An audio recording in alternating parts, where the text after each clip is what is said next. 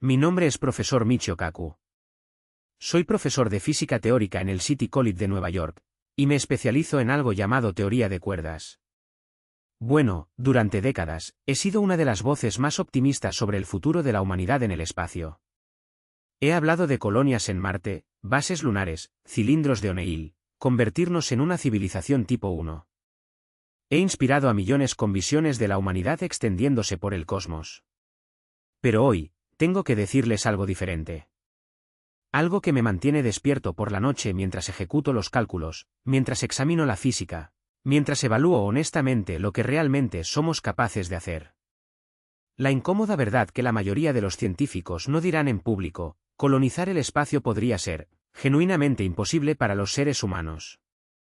No solo difícil, no solo caro, no solo a décadas de distancia, sino de hecho, física y biológicamente imposible con cualquier tecnología que podamos desarrollar de manera realista. Verán, cuando tenía 8 años y veía a Flash Gordon en la televisión los sábados por la mañana, vi a humanos viajando entre planetas con la misma facilidad con la que conducimos entre ciudades. Vi estaciones espaciales, mundos alienígenas y prósperas colonias entre las estrellas y pensé que ese era nuestro futuro. Que hacia allí nos dirigíamos. Pero luego me convertí en físico. Aprendí las ecuaciones de la realidad.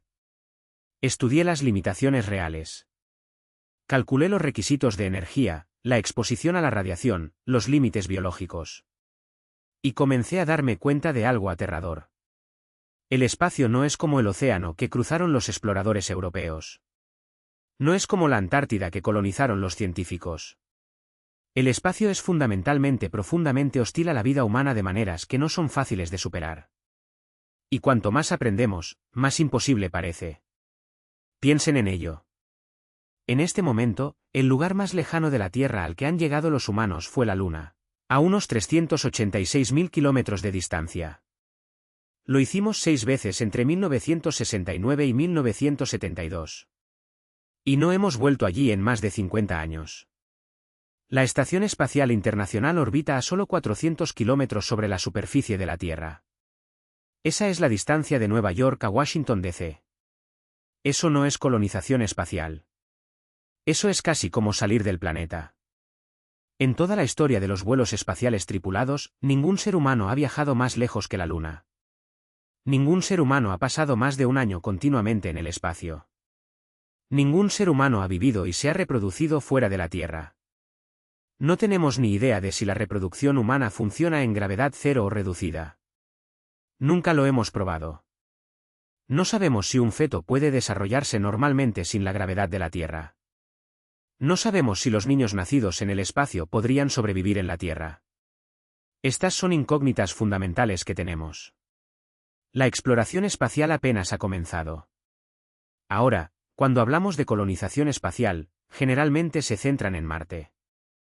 Marte es el ejemplo perfecto de la expansión humana al espacio. Elon Musk quiere enviar 1 millón de personas a Marte. La NASA habla de misiones a Marte en la década de 2030 o en los segundos de 2004. La ciencia ficción está repleta de colonias marcianas. Pero déjenme decirles lo que la física realmente dice sobre Marte. Marte está 140 veces más lejos de la Tierra que la Luna. El viaje dura entre 6 y 9 meses, utilizando la tecnología de propulsión actual. Durante este tiempo, los astronautas estarían expuestos a niveles de radiación cósmica que les darían una dosis equivalente a toda una vida en un solo viaje de ida y vuelta. La radiación aumenta el riesgo de cáncer en aproximadamente un 20 a 30%. Causa daño cerebral y deterioro cognitivo, problemas de memoria, y no tenemos forma práctica de protegernos contra eso. El blindaje basado en agua requeriría cientos de toneladas. El blindaje magnético requiere una potencia enorme. La propia nave espacial ofrece una protección mínima. Luego está la microgravedad. Durante esos 6 a 9 meses en tránsito, los huesos de los astronautas perderían entre el 1 y el 2% de su densidad por mes. Sus músculos se atrofiarían en un 20% o más a pesar del ejercicio constante. Sus sistemas cardiovasculares se debilitarían. Su visión podría deteriorarse permanentemente debido a la presión del líquido en el cerebro. Cuando lleguen a Marte, Estarán significativamente debilitados y aún tendrán que sobrevivir y trabajar en un planeta hostil. El propio Marte tiene solo el 38% de la gravedad de la Tierra, mejor que cero, pero probablemente insuficiente para prevenir la pérdida ósea y muscular a largo plazo. No sabemos el nivel mínimo de gravedad necesario para que los humanos se mantengan sanos. Nunca lo hemos probado. La ISS opera en gravedad cero. La Tierra opera en gravedad normal, 1 grado de gravedad. No tenemos datos disponibles sobre lo que hay en medio. Es posible que la gravedad de 0,38 sea suficiente. También es posible que no lo sea, y las personas que viven en Marte continuarían deteriorándose hasta volverse demasiado débiles para sobrevivir. Y aquí hay algo en lo que la gente no suele pensar. Si vas a Marte y tu cuerpo se adapta a la gravedad de 0,38, ¿podrías volver a la Tierra algún día? ¿Después de 1 o 2 años en Marte?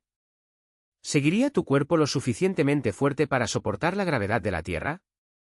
¿O estarías permanentemente atrapado en Marte, incapaz de volver a casa porque el viaje de regreso es demasiado largo? ¿Te mataría la readaptación a la Tierra?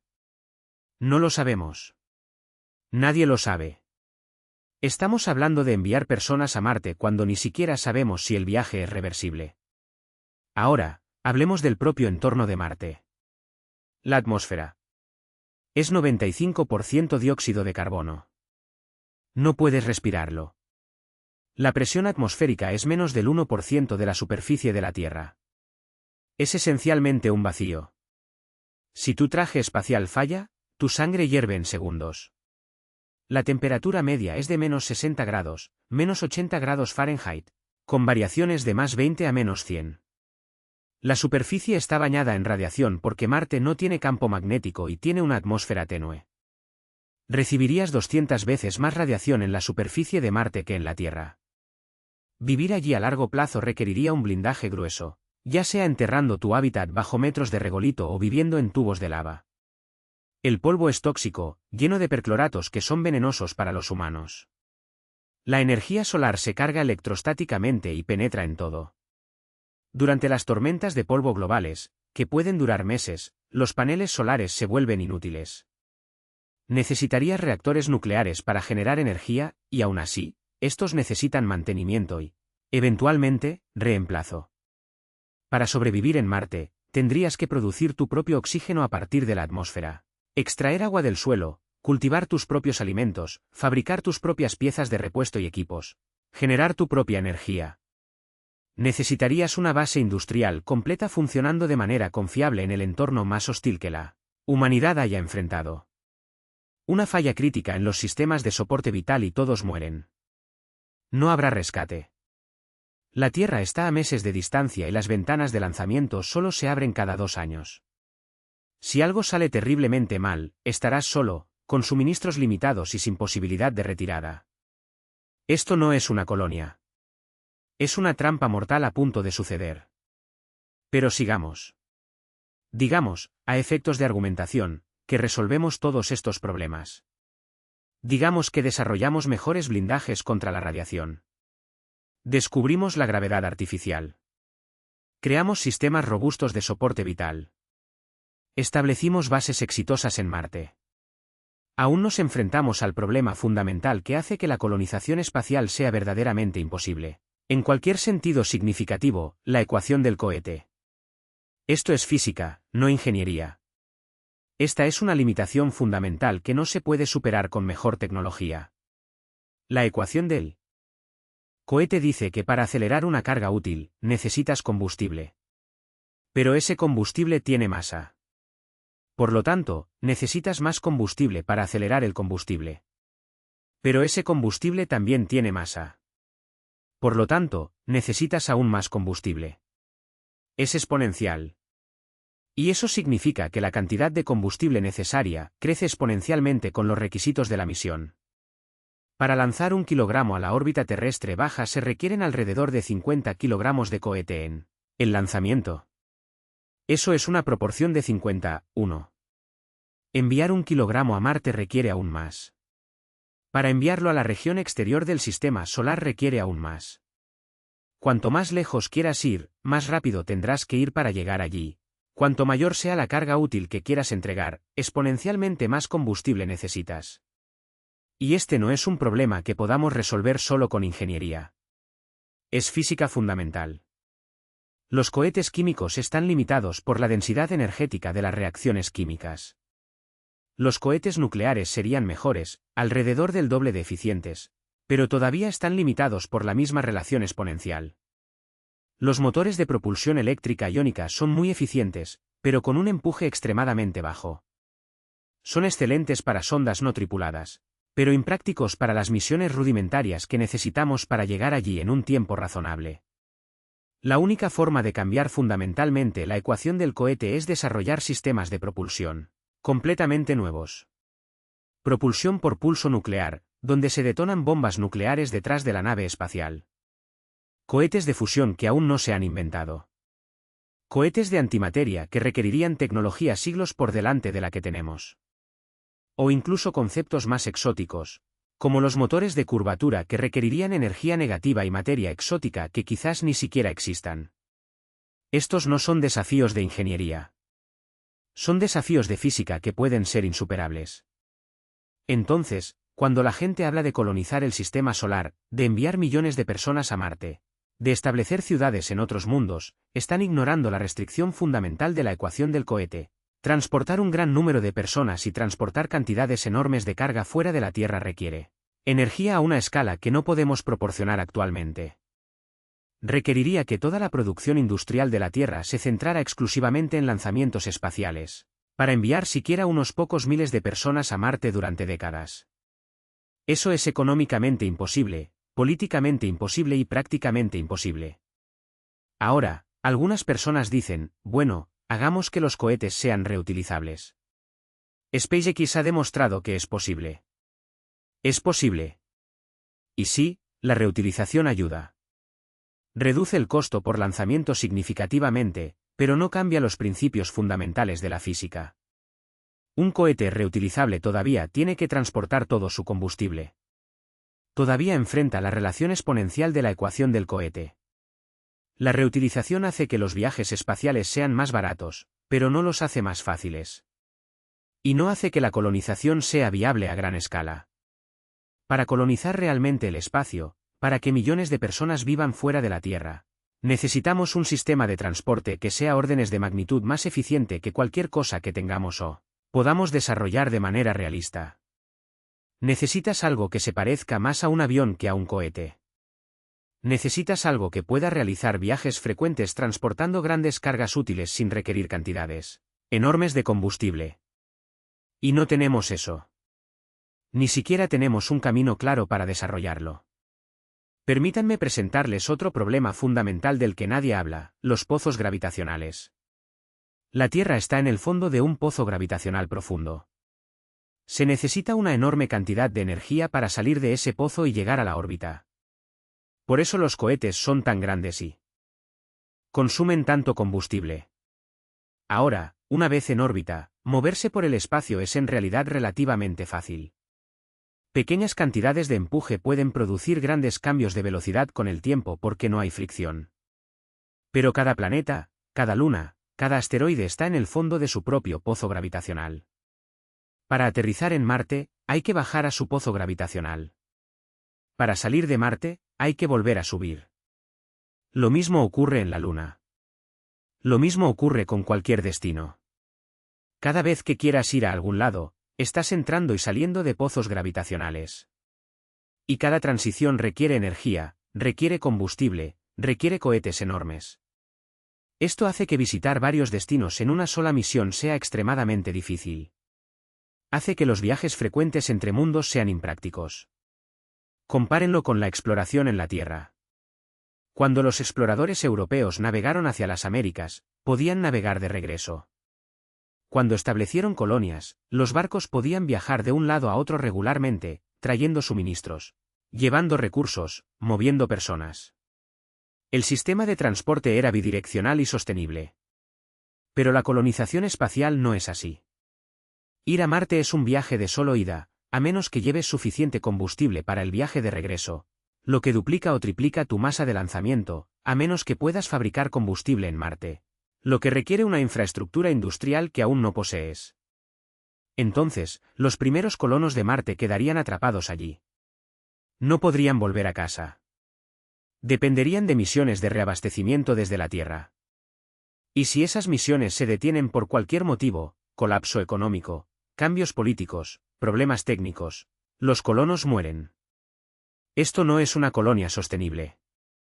Es un bote salvavidas que necesita apoyo constante de la nave nodriza. Ahora, déjenme hablar de algo aún más fundamental, algo que llega al meollo de por qué la colonización espacial puede ser realmente imposible, la biología. Los seres humanos evolucionamos en la Tierra. Evolucionamos en la gravedad de la Tierra, en la atmósfera de la Tierra, en el entorno de radiación de la Tierra, en el ciclo diurno de la Tierra, en el campo magnético de la Tierra. Nuestros cuerpos están extremadamente adaptados a estas condiciones. Nuestros huesos crecen para soportar una cierta gravedad. Nuestros sistemas cardiovasculares evolucionaron para bombear sangre contra la gravedad de la Tierra. Nuestros ritmos circadianos coinciden con el día de 24 horas de la Tierra. Nuestras células tienen mecanismos de reparación para los bajos niveles de radiación a los que estamos expuestos, en la superficie de la Tierra. Saque a los humanos de ese entorno y las cosas se deterioran. Lo hemos visto en la ISS. Los astronautas pierden densidad ósea, masa muscular, aptitud cardiovascular, tienen problemas de visión, disfunción del sistema inmunológico, trastornos del sueño y estrés psicológico. Y esto sucede en la órbita terrestre baja, donde todavía están parcialmente protegidos por el campo magnético de la Tierra, donde pueden ver la Tierra por la ventana, donde saben que pueden volver a casa en unas pocas horas si hay una emergencia. Ahora, imaginen vivir permanentemente en Marte, sin ver nunca la Tierra excepto como una estrella distante, sin respirar nunca aire fresco, sin sentir nunca la lluvia, sin nadar nunca en el océano, viviendo en hábitats cerrados y pequeños, vistiendo siempre que salgas de casa, lidiando con el estrés psicológico del aislamiento, el confinamiento y la constante sensación de peligro. La psicología humana evolucionó para los entornos terrestres. Necesitamos la naturaleza, la interacción social, la variedad, la libertad de movimiento. ¿Podrán los seres humanos mantener su salud mental viviendo permanentemente en hábitats marcianos? No lo sabemos. Las bases en la Antártida y las tripulaciones de submarinos muestran que incluso las personas cuidadosamente seleccionadas tienen límites. La depresión, la ansiedad. Los problemas interpersonales, los conflictos ocurren incluso en las mejores circunstancias, y Marte sería mucho más aislante y estresante que la Antártida o un submarino. Y luego está la reproducción. ¿Pueden los humanos reproducirse en el espacio? ¿Puede un feto desarrollarse normalmente en gravedad cero o reducida? No lo sabemos porque nunca lo hemos intentado. Es éticamente cuestionable experimentar con el embarazo humano en el espacio. Pero sin ese conocimiento, no podemos saber si las colonias sostenibles son siquiera posibles. Si los humanos no pueden reproducirse fuera de la Tierra, las colonias espaciales siempre dependerán de nuevos habitantes de la Tierra. Nunca podrían volverse verdaderamente independientes. Siempre serán puestos de avanzada, nunca verdaderas colonias. Y hay otro problema, los niños. ¿Los nacidos en Marte se desarrollarían bajo una gravedad de 0,38? Sus huesos, músculos, sistemas cardiovasculares se adaptarían a ese entorno. ¿Alguna vez podrían visitar la Tierra? ¿O la gravedad de la Tierra los aplastaría? Peligroso, potencialmente mortal. Podrían ser marcianos, no humanos. Podrían ser una rama separada de la humanidad, incapaz de regresar a su hogar ancestral. Esto no es especulación de ciencia ficción. Es biología y física. La gravedad afecta a cada sistema del cuerpo. El desarrollo en gravedad reducida produciría cuerpos diferentes a los humanos normales de la Tierra. No sabemos cuán diferentes, pero ciertamente lo suficientemente diferentes como para que la Tierra sea inhabitable para ellos. Por lo tanto, si los humanos colonizan Marte y tienen hijos allí, esos niños podrían quedar atrapados en Marte para siempre. Nacerían en el exilio. Nunca podrían dejar su planeta prisión. ¿Es esto ético? ¿Es algo que debemos hacer? Crear seres humanos permanentemente confinados a entornos hostiles simplemente porque queremos demostrar que podemos colonizar el espacio. Ahora, déjenme hablar de algo que realmente me preocupa como físico, el problema de la energía. Todo lo que hacemos requiere energía. Incluso el mantenimiento de la vida requiere energía.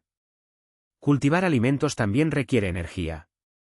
La producción industrial requiere energía. El transporte requiere energía. Colonizar el espacio requiere cantidades absolutamente enormes de energía. Y no tenemos fuentes de energía adecuadas para la tarea. En la Tierra, obtenemos la mayor parte de nuestra energía del Sol, ya sea directamente a través de paneles solares o indirectamente a través de combustibles fósiles, que son luz solar ancestral almacenada en enlaces químicos. También utilizamos la fisión nuclear, que aprovecha la energía de enlace de los núcleos atómicos. Estas fuentes han impulsado la civilización humana y nos han permitido construir todo lo que tenemos. Pero en el espacio, la energía es mucho más difícil de encontrar. Los paneles solares funcionan cerca de la Tierra, donde la luz solar es fuerte. Pero cuanto más lejos te alejas de la Tierra, más difícil es obtenerlos. Cuanto más cerca del Sol, más débil se vuelve la luz solar. En Marte, los paneles solares reciben solo el 40% de la energía de la Tierra. En Júpiter, es el 4%. En Saturno, el 1%. Más allá de eso, la energía solar se vuelve impráctica. Necesitas energía nuclear. Pero generar energía nuclear en el espacio es complicado. Los reactores de fisión funcionan, pero son pesados. Requieren blindaje. Producen residuos y, eventualmente, se quedan sin combustible. Los generadores termoeléctricos de radioisótopos, los RTG, se utilizan en sondas espaciales de larga duración, pero producen muy poca energía y son extremadamente caros. Para alimentar una colonia espacial significativa, necesitarías múltiples reactores nucleares de gran escala. Tendrías que transportarlos desde la Tierra o fabricarlos en el espacio. Necesitarías combustible para ellos, traído de la Tierra o extraído y procesado en otros mundos. Necesitas mantenerlos, repararlos, eventualmente reemplazarlos. Esto requiere una infraestructura industrial que no tenemos y que no podemos crear fácilmente. Y la fusión nuclear, que sería la fuente de energía ideal, todavía está a décadas de ser práctica incluso en la Tierra, y mucho menos en el espacio. Por lo tanto, el problema energético es fundamental. Sin energía abundante y confiable, las colonias espaciales no pueden ser autosuficientes. Siguen dependiendo de la Tierra para los sistemas de energía, combustible, componentes de repuesto. Y esa dependencia significa que no son verdaderas colonias. Son puestos de avanzada remotos que podrían ser abandonados si el sistema de soporte falla. Ahora, déjenme hablar de economía.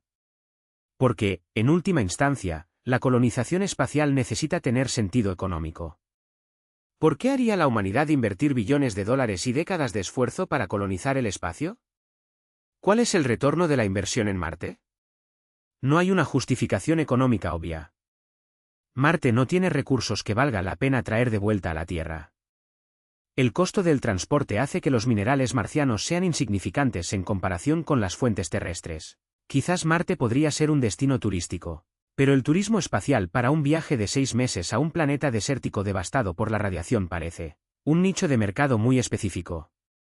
Quizás Marte podría ser una estación de investigación científica como la Antártida, pero la Antártida no tiene colonias permanentes con familias e hijos. Tiene bases de investigación temporales con personal rotativo. Algunas personas argumentan que la minería de asteroides podría financiar la colonización espacial. Los asteroides contienen metales valiosos, platino, oro, elementos de tierras raras y son más fáciles de acceder que las superficies planetarias porque tienen gravedad insignificante. No tienes que escalar y salir de los pozos gravitacionales. Pero incluso la minería de asteroides enfrenta enormes desafíos. Identificar asteroides valiosos, llegar a ellos, extraer y procesar sus materiales en gravedad cero, transportar esos materiales de vuelta a la Tierra o a las colonias. Todo esto requiere tecnología que no tenemos y que sería extremadamente costosa de desarrollar. Puede que con el tiempo se vuelva rentable, pero probablemente no durante décadas o siglos. Y mientras tanto, ¿quién está financiando el desarrollo? Gobiernos y empresas privadas. ¿Sobre qué base comercial? La historia de la exploración terrestre fue impulsada por factores económicos. Las naciones europeas financiaron viajes a las Américas porque querían oro, especias, rutas comerciales y tierras de cultivo. La colonización de las Américas tenía sentido económico porque representaba recursos para explotar y tierras, para establecerse. Pero el espacio no ofrece los mismos incentivos. No hay fiebre del oro para Marte. No hay tierras fértiles para cultivar. No hay población nativa con la que comerciar. El espacio está vacío, es hostil y el acceso es costoso. La justificación económica para la colonización es débil o inexistente. Por lo tanto, realísticamente, la colonización espacial tendría que ser financiada por los gobiernos por razones no económicas. Investigación científica, prestigio nacional, seguro de supervivencia de la especie. Pero los gobiernos son notoriamente inconstantes. Las prioridades cambian, los presupuestos se recortan, los cambios en el liderazgo político. El programa Apolo envió humanos a la Luna.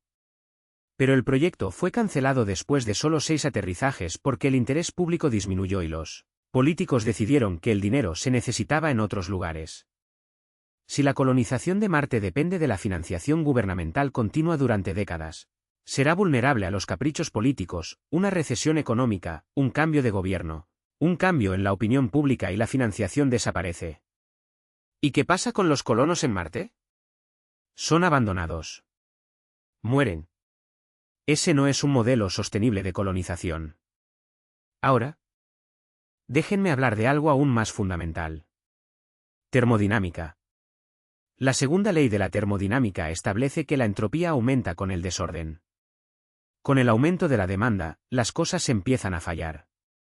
Para mantener el orden y el funcionamiento de los sistemas, hay que estar constantemente introduciendo energía. En la Tierra, tenemos el Sol proporcionando energía constantemente. Tenemos ecosistemas que reciclan materiales. Tenemos una atmósfera que distribuye el calor y nos protege de la radiación. Tenemos una biosfera que produce oxígeno y alimentos. Todo esto funciona automáticamente, impulsado por la luz solar, mantenido por miles de millones de años de evolución. Lo damos por sentado, pero es un sistema increíblemente complejo que hace que la Tierra sea habitable. En el espacio, no tienes nada de eso. Tienes que crear y mantener todo artificialmente. Sistemas de soporte vital que reciclan aire y agua. Sistemas de energía que proporcionan energía. Sistemas de producción de alimentos que cultivan sin tierra ni luz solar natural. Blindaje contra la radiación que protege contra los rayos cósmicos. Sistemas de control térmico que evitan la congelación o el sobrecalentamiento. Todos estos sistemas requieren aportes de energía, piezas de repuesto, conocimientos técnicos y todos eventualmente fallarán. Las piezas se desgastan, los componentes se rompen, las juntas gotean, los componentes electrónicos fallan. Y cuando los sistemas fallan en el espacio, la gente muere. No hay margen de error. En la Tierra, si tu aire acondicionado se rompe, te sientes incómodo. En el espacio, si falla tu soporte vital, te ahogas. La carga del mantenimiento constante es enorme. Cada sistema debe ser monitoreado, mantenido, reparado y, eventualmente, reemplazado. Necesitas redundancia para que cuando un sistema falle, los respaldos puedan tomar el control. Pero la redundancia aumenta la masa, la complejidad y el costo. E incluso con redundancia, las consecuencias pueden ser catastróficas. Las fallas son posibles. Piensen en la Estación Espacial Internacional. Es la estructura más cara jamás construida, con un costo de más de 150.000 millones de dólares. Requiere reabastecimiento constante desde la Tierra. Exige caminatas espaciales frecuentes para reparar y actualizar sus sistemas.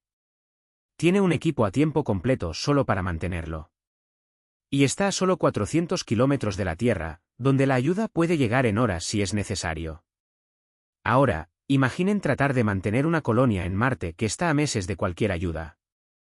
Un solo sistema debe funcionar de manera confiable durante años.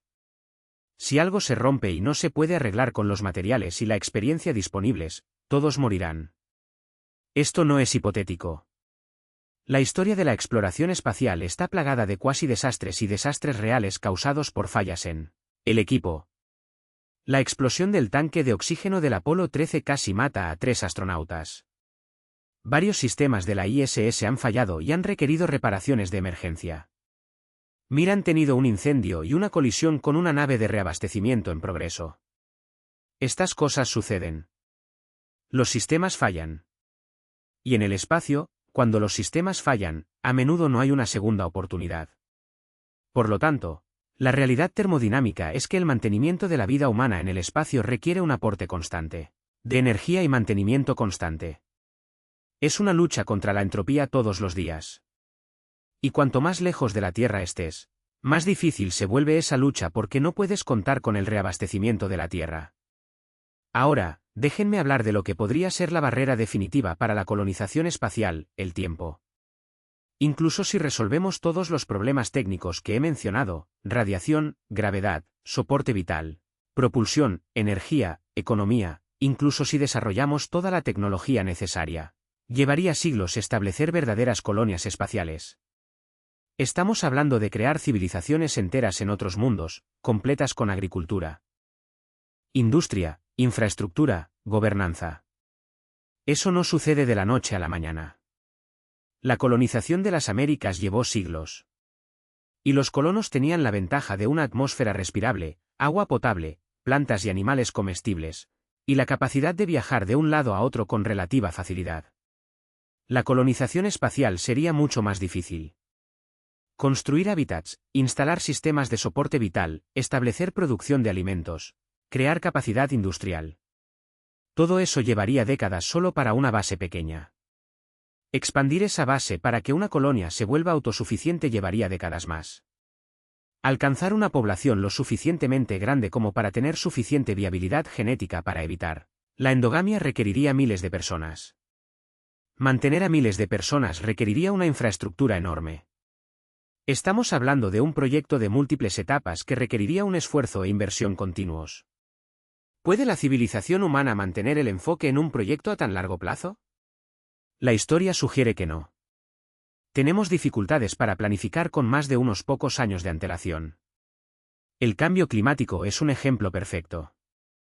Lo hemos sabido durante décadas y todavía estamos luchando por abordarlo porque los costos son inmediatos y los beneficios son a largo plazo.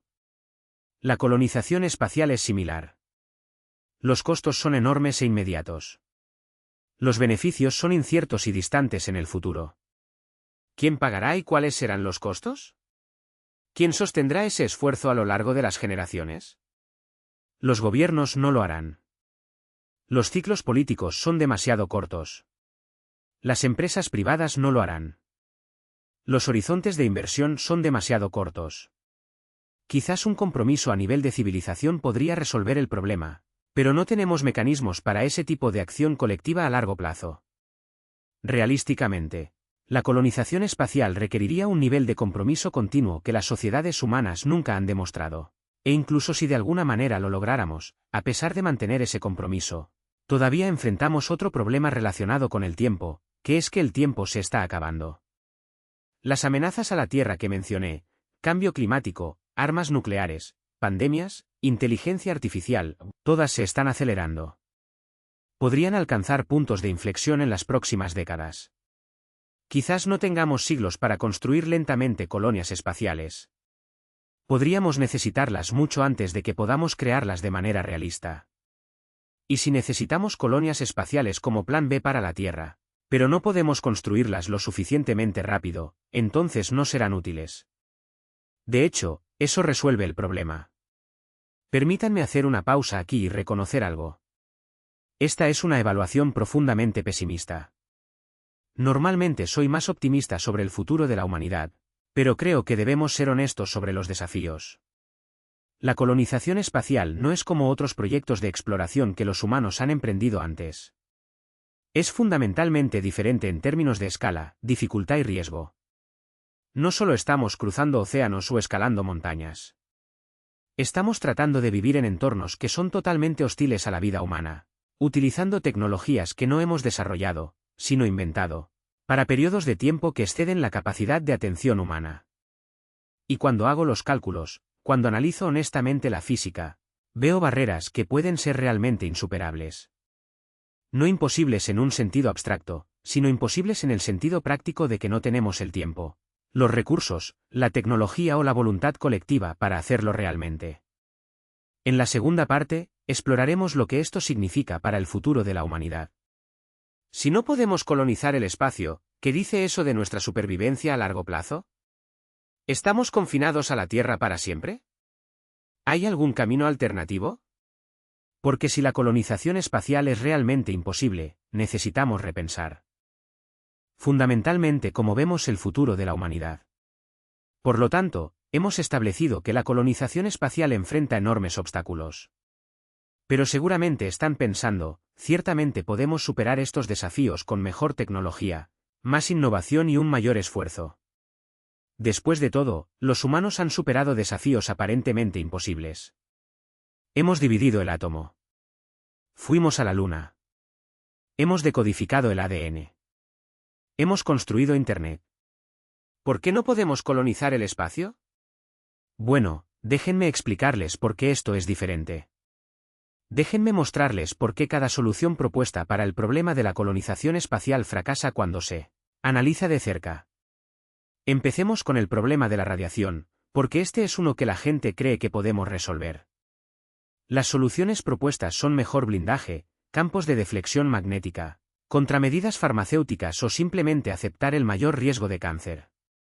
Vamos a examinar cada uno de ellos. El blindaje basado en agua funciona. El agua es un escudo eficaz contra la radiación, pero para proporcionar una protección adecuada para proteger una misión a Marte, necesitarías varios metros de agua alrededor de tu hábitat y nave espacial. Eso representa cientos de toneladas de masa. Lanzar tanta masa desde la Tierra es prohibitivamente caro. Incluso con cohetes reutilizables, incluso con las proyecciones de costos más optimistas, estamos hablando de miles de millones de dólares solo por el blindaje. Y eso es por misión. Cada nave espacial necesita su propio blindaje. Cada hábitat necesita estar rodeado de agua o enterrado bajo regolito. La penalización de masa es aterradora. Algunas personas dicen, bueno, usa el combustible como escudo. Rodea el compartimento de la tripulación con tanques de combustible. Y eso funciona para parte del viaje. Pero a medida que quemas combustible, la protección disminuye. Cuando llegas a Marte, ya habrás utilizado la mayor parte de tu combustible y tu blindaje será mínimo. Así que solo ofrece una protección parcial. Mejor que nada, pero no es una solución. El blindaje magnético parece más prometedor. Si pudiéramos generar un campo magnético alrededor de la nave espacial, como la magnetosfera de la Tierra, desviaría las partículas cargadas. Pero aquí está el problema. Los rayos cósmicos son partículas de energía extremadamente alta. Para desviarlos, se requiere un campo magnético increíblemente fuerte. La energía necesaria es enorme, mucho más allá de lo que podemos generar actualmente con los sistemas de energía de las naves espaciales. Estamos hablando de megavatios de energía continua solo para el campo magnético. Los paneles solares no pueden proporcionar tanta energía en el espacio profundo. Los reactores nucleares teóricamente podrían usarse en el espacio, pero no tenemos reactores nucleares calificados para el espacio que sean tan potentes. Necesitamos desarrollarlos, probarlos, hacerlos confiables, hacerlos lanzables. Eso representa décadas de desarrollo y miles de millones de dólares. Y aún así, los campos magnéticos no protegen contra las partículas neutras como los neutrones, que son un componente significativo de la radiación cósmica. Por lo tanto, el blindaje magnético es, en el mejor de los casos, parcial y actualmente inviable. Las contramedidas farmacéuticas son aún menos prometedoras. La idea es dar a los astronautas medicamentos o terapias genéticas que aumenten la capacidad de las células, para reparar el daño causado por la radiación. Ya hemos realizado algunas investigaciones en esta área. Hay medicamentos que ofrecen una protección moderada contra la radiación, pero nada se compara con anular los efectos de meses de exposición a los rayos cósmicos. Las dosis de radiación involucradas son simplemente demasiado altas. Prácticamente tendríamos que reconstruir la biología humana para hacerla resistente a la radiación. Eso no es una solución farmacéutica. Es ingeniería genética a una escala que actualmente no podemos controlar. Y aunque pudiéramos hacerlo, ¿seguirían siendo humanos los humanos mejorados? ¿Podrían reproducirse con humanos no modificados? ¿Sus hijos heredarían las modificaciones? Estas son preguntas profundas que aún no podemos responder. Por lo tanto, las contramedidas farmacéuticas pueden reducir ligeramente el riesgo de radiación, pero no resuelven el problema. Y la opción final es simplemente aceptar el riesgo. Algunas personas dicen, miren, los astronautas conocen los peligros. Si están dispuestos a aceptar una probabilidad del 30% o 40% de eventualmente morir de cáncer inducido por radiación, esa es su elección. Y está bien, tal vez para los primeros exploradores sea aceptable. Pero para la colonización, para familias con niños, vamos a enviar niños a Marte sabiendo que recibirán dosis de radiación para toda la vida que aumentan drásticamente su riesgo de cáncer. Eso no me parece ético. No me parece la base para una colonia sostenible. Por lo tanto, el problema de la radiación no tiene una buena solución. Podemos mitigar un poco el problema, pero no podemos eliminarlo por completo. Todos los seres humanos que vivan fuera de la Tierra se enfrentarán a un riesgo significativamente elevado de cáncer y posible daño neurológico. Esa es simplemente la realidad de vivir más allá del campo magnético protector y la atmósfera de la Tierra. Ahora, hablemos de la gravedad artificial, porque este es otro problema que la gente piensa que podemos resolver. La idea es simple. Haz girar tu nave espacial o hábitat y la fuerza centrífuga crea gravedad artificial. Esto funciona en principio. Haces girar un cilindro y las personas dentro sentirán una fuerza que las empuja hacia la pared exterior. Esa fuerza se asemeja a la gravedad, pero la implementación práctica es mucho más difícil de lo que parece. Para crear gravedad artificial normal a la de la Tierra, necesitas un radio muy grande o una tasa de rotación muy alta. La relación es matemática. Para una tasa de rotación determinada, el radio determina la gravedad artificial. Un radio pequeño significa que necesitas girar más rápido. Pero si giras demasiado rápido, hay un problema llamado efecto Coriolis. Cuando mueves la cabeza o los brazos, experimentas fuerzas extrañas que causan desorientación y náuseas. Para mantener el efecto Coriolis tolerable, debes mantener la tasa de rotación por debajo de unas 4 rotaciones por minuto. Y a esa tasa de rotación, para obtener un sistema de gravedad, necesitas un radio de unos 100 metros. Eso resulta en una estructura de 200 metros de diámetro. Nunca hemos construido nada parecido a ese tamaño en el espacio. La ISS tiene unos 100 metros de largo, pero no es una estructura rígida única. Es modular, ensamblada a lo largo de muchos años. Construir un hábitat giratorio de 200 metros de diámetro sería un desafío de ingeniería enorme. La estructura debe ser lo suficientemente fuerte para soportar las tensiones de rotación. Debe estar equilibrada para no oscilar. Debe incluir soporte vital, energía, áreas habitables, todo mientras gira continuamente. Y aquí hay otro problema. No puedes acoplarte fácilmente a una estructura giratoria. Las naves espaciales que se acercan a un hábitat giratorio deben igualar su tasa de rotación, lo cual es complejo y arriesgado. Y no puedes girar mientras tus motores están funcionando porque el empuje interactuaría con la rotación de maneras complicadas. Por lo tanto, durante cualquier maniobra propulsiva, como salir de la Tierra, entrar en la órbita de Marte, aterrizar, acercarse y despegar, tendrías que detener la rotación. Tu tripulación volvería a la gravedad cero.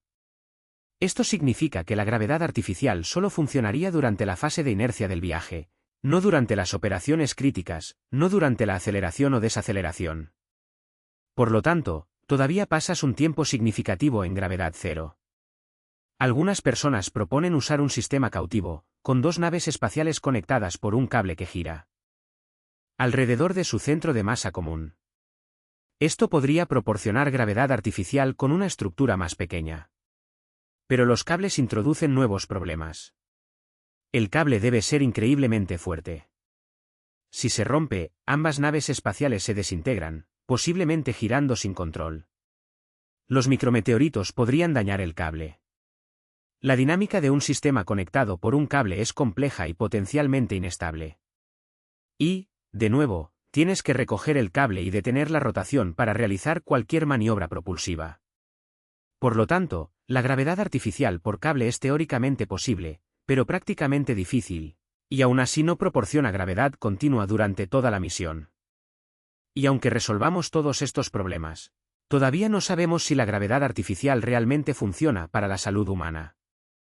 Nunca lo hemos probado. No sabemos si la gravedad de 0,38 en Marte es suficiente para prevenir la pérdida ósea y muscular. No sabemos si la gravedad artificial se siente igual que la gravedad natural para el cuerpo humano. No sabemos si hay diferencias sutiles que causan problemas a largo plazo. Hasta que construyamos y probemos hábitats giratorios con humanos viviendo en ellos, manteniéndolos en cautiverio durante meses o años, no sabremos si la gravedad artificial realmente resuelve el problema de salud relacionado con la microgravedad. Por lo tanto, la gravedad artificial es una tecnología no probada que sería costosa y compleja de implementar, y ni siquiera sabemos si funciona como se predice. Permítanme hablar de propulsión, porque aquí es donde la física realmente se vuelve insuperable. Los cohetes químicos están limitados por la densidad de energía de los enlaces químicos. No puedes obtener más energía quemando hidrógeno y oxígeno de la que permite la química. Y esa densidad de energía limita tu velocidad de escape, lo que limita tu eficiencia. La ecuación del cohete no perdona. Para ir más rápido o más lejos, necesitas exponencialmente más combustible. Los cohetes de propulsión térmica nuclear serían mejores. Calientan el hidrógeno utilizando un reactor nuclear en lugar de la combustión química. Esto proporciona aproximadamente el doble de la velocidad de los gases de escape, lo que mejora significativamente la eficiencia. Pero los cohetes térmicos nucleares tienen problemas. Primero, estás volando con un reactor nuclear. Si hay una falla en el lanzamiento, el material radiactivo se esparciría por un área vasta. Eso es políticamente inaceptable en la mayoría de los países. Segundo, los cohetes térmicos nucleares nunca han sido probados en vuelo con humanos a bordo. Los probamos en tierra en las décadas de 1960 y 1970, pero el programa fue cancelado. Desarrollar un cohete térmico nuclear listo para el vuelo llevaría años y miles de millones de dólares, y aún así, son solo el doble de eficientes que los cohetes químicos. Eso ayuda, pero no resuelve el problema fundamentalmente. Todavía estás sujeto a la ecuación del cohete. Todavía necesitas cantidades enormes de combustible para las misiones a Marte. La propulsión eléctrica iónica y los propulsores de efecto Hall son mucho más eficientes. Pueden alcanzar velocidades de escape 10 veces mayores que las de los cohetes químicos. Pero tienen un empuje extremadamente bajo. Un propulsor iónico produce empuje medido en gramos o kilogramos, no en toneladas. Eso significa una aceleración muy lenta. Se necesitan meses o años para acumular una velocidad significativa. Eso es bueno para las sondas robóticas que no tienen restricciones de soporte vital. Pero para las misiones en las que se desea minimizar el tiempo de tránsito para reducir la exposición a la radiación y el estrés psicológico, los propulsores iónicos no son prácticos. Incluso el tiempo de tránsito es mayor que con los cohetes químicos, lo que anula el propósito. Por lo tanto, la propulsión eléctrica no es una solución para los vuelos espaciales rudimentarios. La propulsión por pulso nuclear es una idea loca. Detonas bombas nucleares detrás de tu nave espacial y la onda de choque la impulsa hacia adelante. Esto fue estudiado seriamente en las décadas de 1950 y 1960 bajo el Proyecto Orión. En teoría, funciona. Podría funcionar. Proporciona un empuje muy alto y una eficiencia razonable, pero requiere la detonación de armas nucleares en el espacio, lo cual está prohibido por tratado internacional. Produciría lluvia radiactiva. Los desafíos de ingeniería son enormes y es políticamente imposible. Ningún gobierno aprobará naves espaciales impulsadas por explosiones nucleares. Por lo tanto, la propulsión por pulso nuclear está fuera de discusión. Los cohetes de fusión serían ideales. Las reacciones de fusión liberan mucha más energía que la fisión con menos residuos radiactivos. Un cohete de fusión podría lograr velocidades de escape muy altas y un empuje razonable. Pero todavía no podemos controlar la fusión en la Tierra, y mucho menos en una nave espacial. La investigación de fusión ha estado a 30 años de distancia durante los últimos 60 años. Quizás resolvamos el misterio eventualmente, quizás no. Pero apostar la colonización espacial a una tecnología de fusión que no tenemos y que no podemos predecir no es un plan viable. Es pura fantasía. Los cohetes de antimateria son aún más especulativos. La antimateria y la materia se aniquilan mutuamente, convirtiendo el 100% de la masa en energía. Esa es la mayor densidad de energía posible según las leyes de la física. Un cohete de antimateria sería increíblemente eficiente. Pero solo podemos producir antimateria en aceleradores de partículas, unos pocos átomos a la vez, a un costo enorme. Producir suficiente antimateria para un cohete requeriría energía a escalas civilizacionales. Estamos hablando de décadas de toda la producción de energía del mundo para producir suficiente antimateria, para una misión. Eso no es práctico ahora, y no será práctico durante siglos, si es que lo es. Por lo tanto, los cohetes de antimateria son pura ciencia ficción. Y luego están las ideas realmente exóticas. Motores de curvatura que distorsionan el espacio-tiempo. Agujeros de gusano que conectan puntos distantes. Esto es teóricamente posible en la relatividad general bajo ciertas condiciones. Pero esas condiciones requieren materia exótica con densidad de energía negativa. No sabemos si existe tal materia.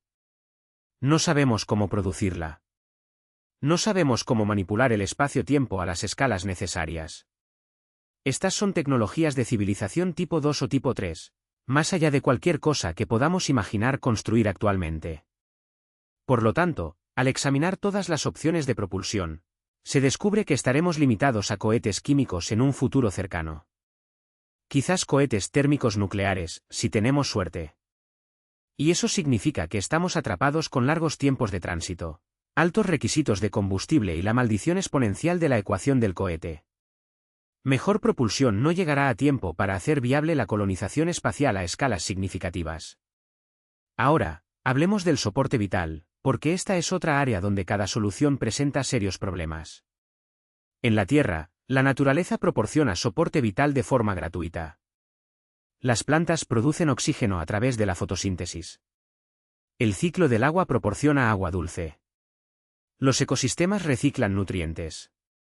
Respiramos aire, bebemos agua, comemos alimentos sin pensarlo. En el espacio, tienes que crear y mantener todo artificialmente. La ISS tiene sistemas de soporte vital que reciclan agua y generan oxígeno. Funcionan más o menos. La recuperación de agua tiene una eficiencia de alrededor del 93%. El oxígeno se genera por electrólisis, dividiendo el agua en hidrógeno y oxígeno. El dióxido de carbono se elimina del aire utilizando depuradores químicos.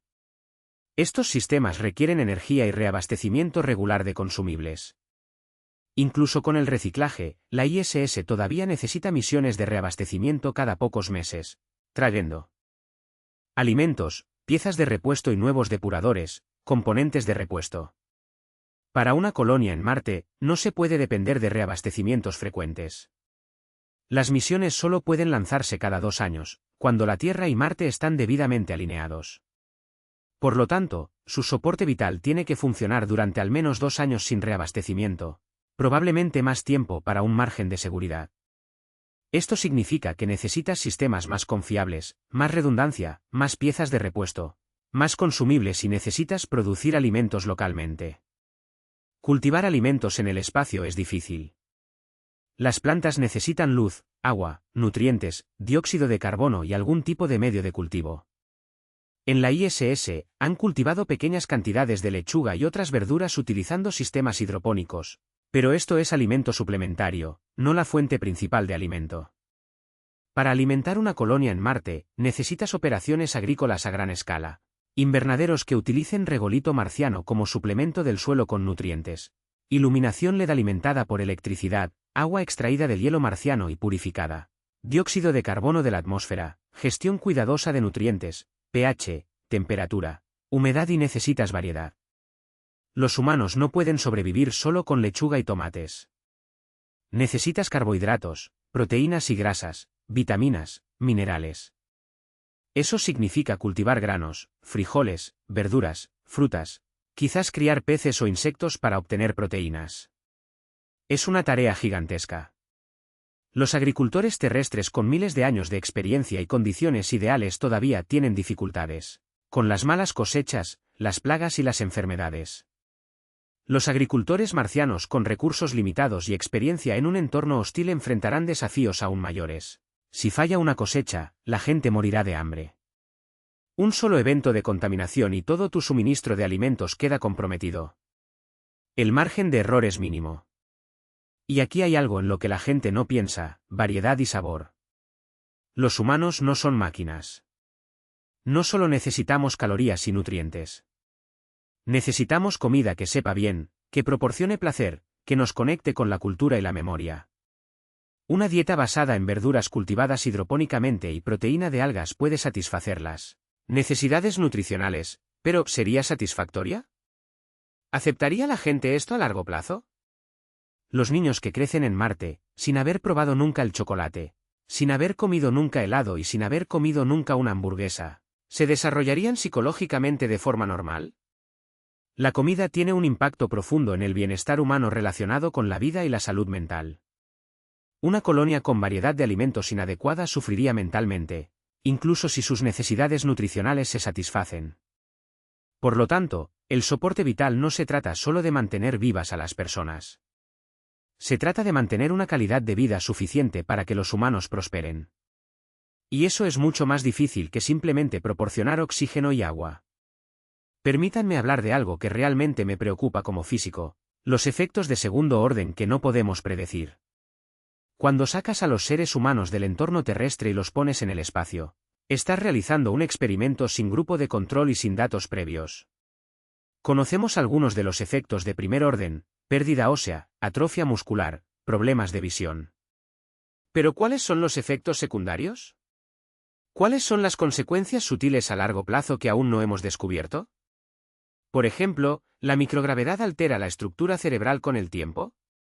¿Modifica la conectividad neural?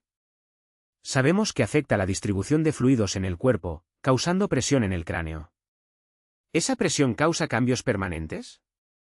¿Afecta la función cognitiva? Ya hemos visto algunas indicaciones de esto en estudios, pero no tenemos datos a largo plazo.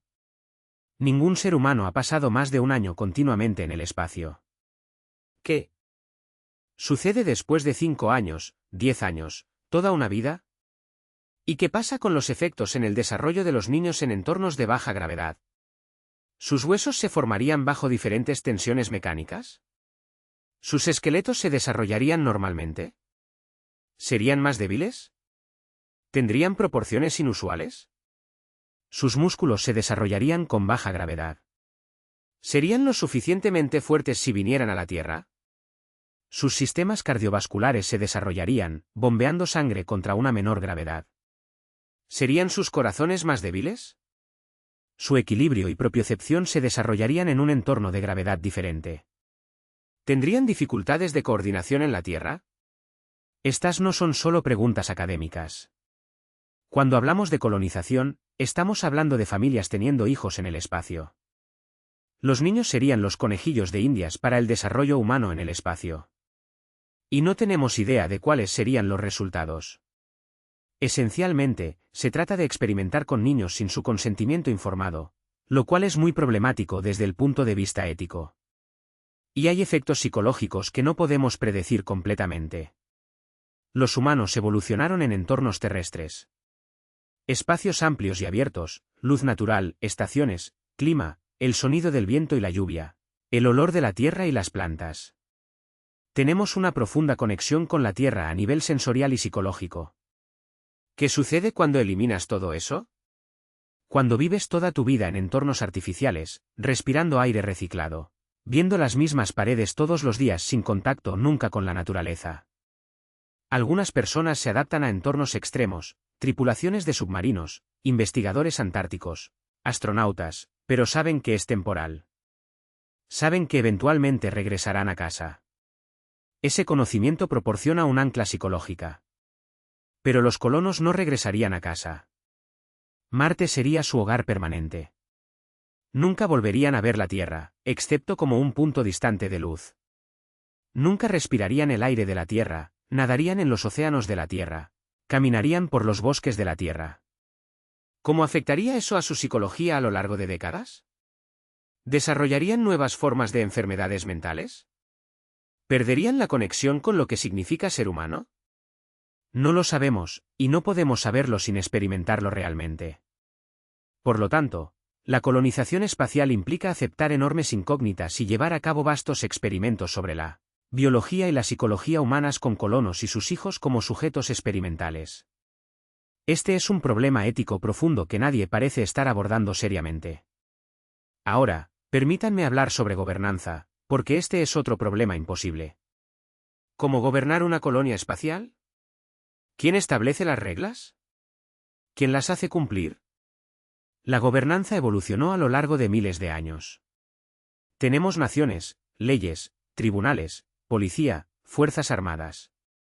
Es complicado y a menudo disfuncional, pero generalmente funciona porque está respaldado por la fuerza y la legitimidad acumuladas durante siglos. Las colonias espaciales tendrían que crear gobernanza desde cero. Las primeras colonias probablemente se gestionarían como bases de investigación antárticas o bases militares, estructuras de comando jerárquicas, cadenas de autoridad claras, todos tienen un trabajo. Todos siguen órdenes y la desviación no se tolera porque las vidas dependen del cumplimiento de los procedimientos. Pero eso no es sostenible a largo plazo. No es así como los humanos quieren vivir. La gente necesita libertad, autonomía y la capacidad de tomar sus propias decisiones. Las familias necesitan privacidad. Los niños necesitan espacio para jugar y explorar. Una estructura de mando al estilo militar puede funcionar para una base inicial con una docena de personas, expertos cuidadosamente seleccionados, pero no funcionará para una colonia de cientos o miles de personas comunes viviendo sus vidas. Entonces, eventualmente, tendrían que hacerla. Transición a alguna forma de gobernanza de sociedad civilizada. La democracia podría incluso existir, pero la democracia tiene problemas en las colonias espaciales. Consideren que la colonia depende completamente de los sistemas de soporte vital. Una sola travesura, una persona teniendo un colapso mental, un grupo que decide tomar el control, todos mueren.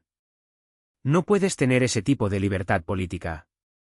Las democracias terrestres la permiten porque los riesgos son muy altos. No puedes tener protestas que interrumpan las operaciones. No puedes tener elecciones que corran el riesgo de poner a personas incompetentes a cargo de sistemas críticos. Necesitas estabilidad por encima de todo, lo que impulsa el autoritarismo. Pero el autoritarismo tiene sus propios problemas. La gente se resiste a ser controlada. Quieren libertad. Los sistemas autoritarios generan resentimiento, lo que eventualmente conduce a conflictos. Y los conflictos en una colonia espacial podrían ser catastróficos.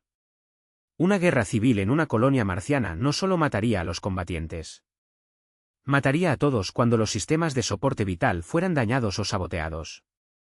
Por lo tanto, necesitas un sistema de gobierno que sea estable pero no opresivo, que proporcione libertad pero mantenga la disciplina, que permita la disidencia pero evite la interrupción. No sé cómo se vería ese sistema. No creo que nadie lo sepa. Y descubrirlo por prueba y error con colonias reales resultaría en desastres, muertes y probablemente el fracaso de las primeras colonias. Luego está la cuestión de la relación con la Tierra. ¿Son las colonias independientes o gobernadas por la Tierra? Si son gobernadas por la Tierra, entonces las decisiones son tomadas por personas que no viven allí y no enfrentan las consecuencias. Esto genera resentimiento. Si son independientes, entonces ¿cuál es su relación con la Tierra? ¿Comercian? ¿Pagan impuestos? ¿Siguen las leyes de la Tierra? La historia muestra que las colonias eventualmente desean la independencia. Las colonias americanas se rebelaron contra Gran Bretaña. Las colonias latinoamericanas se rebelaron contra España. Es natural que los colonos deseen la autodeterminación. Pero la independencia de una colonia en Marte crea problemas. Si no están vinculados por las leyes de la Tierra, ¿qué les impide hacer cosas que la Tierra considera inaceptables? Experimentos genéticos peligrosos, desarrollo antiético de IA, armas que amenazan a la Tierra. ¿Y si Marte desarrolla su propio gobierno y cultura independientes, qué sucede cuando sus intereses divergen? La Tierra y Marte podrían terminar en conflicto. Pero Marte no puede ganar una guerra contra la Tierra. La Tierra tiene muchos más recursos, mucha más gente. Controla el transporte entre mundos. Marte podría ser bloqueado, morir de hambre, ser destruido si la Tierra así lo deseara. Por lo tanto, la independencia de Marte es, en el mejor de los casos, ilusoria, lo que crea una tensión perpetua. Algunas personas imaginan una federación de colonias espaciales, trabajando juntas, negociando, cooperando. Pero eso requiere resolver todos estos problemas de gobernanza multiplicados por múltiples mundos. ¿Cómo se median estas disputas entre la Tierra y Marte, entre Marte y la Luna, entre diferentes colonias de asteroides con reclamaciones en competencia? Necesitarías alguna forma de gobierno interplanetario. Pero ni siquiera podemos crear una gobernanza global efectiva en la Tierra. La ONU es débil y a menudo ineficaz. Lograr que las naciones soberanas cooperen en cualquier situación es como obligar a los gatos a cooperar. ¿Cómo lograrías que colonias espaciales independientes con intereses y culturas diferentes cooperaran? La respuesta es que probablemente no, lo que significa que la colonización espacial probablemente conducirá a la fragmentación, el conflicto y posiblemente la guerra. Nada de esto es insuperable en principio, pero es increíblemente difícil en la práctica y las consecuencias del fracaso son catastróficas. Déjenme hablar de algo de lo que no he hablado mucho, la paradoja del fracaso. ¿Qué pasa cuando falla una colonia espacial? Cuando un acuerdo falla en la Tierra, la gente generalmente puede irse. Cuando las cosas empeoraron en la colonia de Roanoke, la gente podría haber regresado a Inglaterra si tenían barcos. Cuando las cosas empeoraron al principio en Jamestown, llegaron nuevos suministros desde Inglaterra, pero las colonias espaciales no pueden ser evacuadas fácilmente. Si falla el soporte vital, si se acaba la comida, si los sistemas críticos fallan, no puedes simplemente irte. Estás a meses de la Tierra, y las ventanas de lanzamiento solo se abren cada 2 años. Para cuando se pueda organizar y llegar una misión de rescate, todos podrían estar muertos. Por lo tanto, el fracaso de la colonización espacial probablemente signifique la muerte para la mayoría o todos los colonos. Y el fracaso es muy probable para las primeras colonias. Estamos tratando de hacer algo increíblemente difícil con tecnología imperfecta y experiencia limitada. Las cosas saldrán mal. La pregunta no es si las primeras colonias enfrentarán crisis, sino si podrán sobrevivir a esas crisis con los recursos y la experiencia disponibles. La historia sugiere que las primeras colonias espaciales fracasarán. La mayoría de los primeros intentos de colonización en la Tierra también fracasaron. Los vikingos intentaron colonizar Groenlandia, pero finalmente fracasaron. La colonia perdida de Roanoke también fracasó. Los primeros intentos de colonización del Pacífico fracasaron con la muerte de todos. La exploración es peligrosa y muchos exploradores mueren. Pero hay una diferencia entre la muerte de exploradores y la muerte de colonos. Los exploradores optan por correr riesgos. Los colonos incluyen familias, niños, personas que no necesariamente se inscribieron para un peligro mortal. Cuando las primeras colonias marcianas fracasen y la gente muera, tendrá profundas consecuencias políticas en la Tierra. El apoyo público a la colonización espacial se desplomará. Enviar gente a morir en Marte será el titular. La financiación se reducirá. Los programas se cancelarán. La muerte de los colonos podría retrasar la exploración espacial durante generaciones. Por lo tanto, la presión para evitar el fracaso es enorme. Pero la probabilidad de fracaso también es alta, lo que crea una tensión insoportable. Necesitamos tratar de aprender. Pero intentar conlleva riesgos catastróficos. El fracaso pone fin a todo el esfuerzo. Ahora, déjenme volver a hablar de los plazos, porque aquí es donde realmente se vuelve evidente la imposibilidad. Incluso si resolvemos todos los problemas técnicos que he mencionado, incluso si desarrollamos toda la tecnología necesaria, crear una colonia espacial autosuficiente requiere un periodo de tiempo enorme. Seamos optimistas y digamos que establecemos una base en Marte en la década de 2040. Eso es solo una base. Unas pocas docenas de personas completamente dependientes de la Tierra para el reabastecimiento. Para convertir eso en una colonia autosuficiente, es necesario expandir la población y construir infraestructura, desarrollo industrial, establecer agricultura, crear capacidad de producción. Cada paso lleva años o décadas. No se puede acelerar el proceso porque se está limitado por los recursos disponibles, la energía y la mano de obra. Una colonia de 50 personas solo puede hacer hasta cierto punto. Para que una población de 500 personas crezca, se necesitan más hábitats, más soporte vital y más producción de alimentos. Eso lleva tiempo construir. Crecer de 500 a 5000 requiere aún más tiempo e infraestructura. En cada paso, dependes de la Tierra para cosas que no puedes producir localmente: electrónica avanzada, equipos especializados, productos farmacéuticos, ciertos materiales. Ser verdaderamente autosuficiente significa ser capaz de producir todo localmente.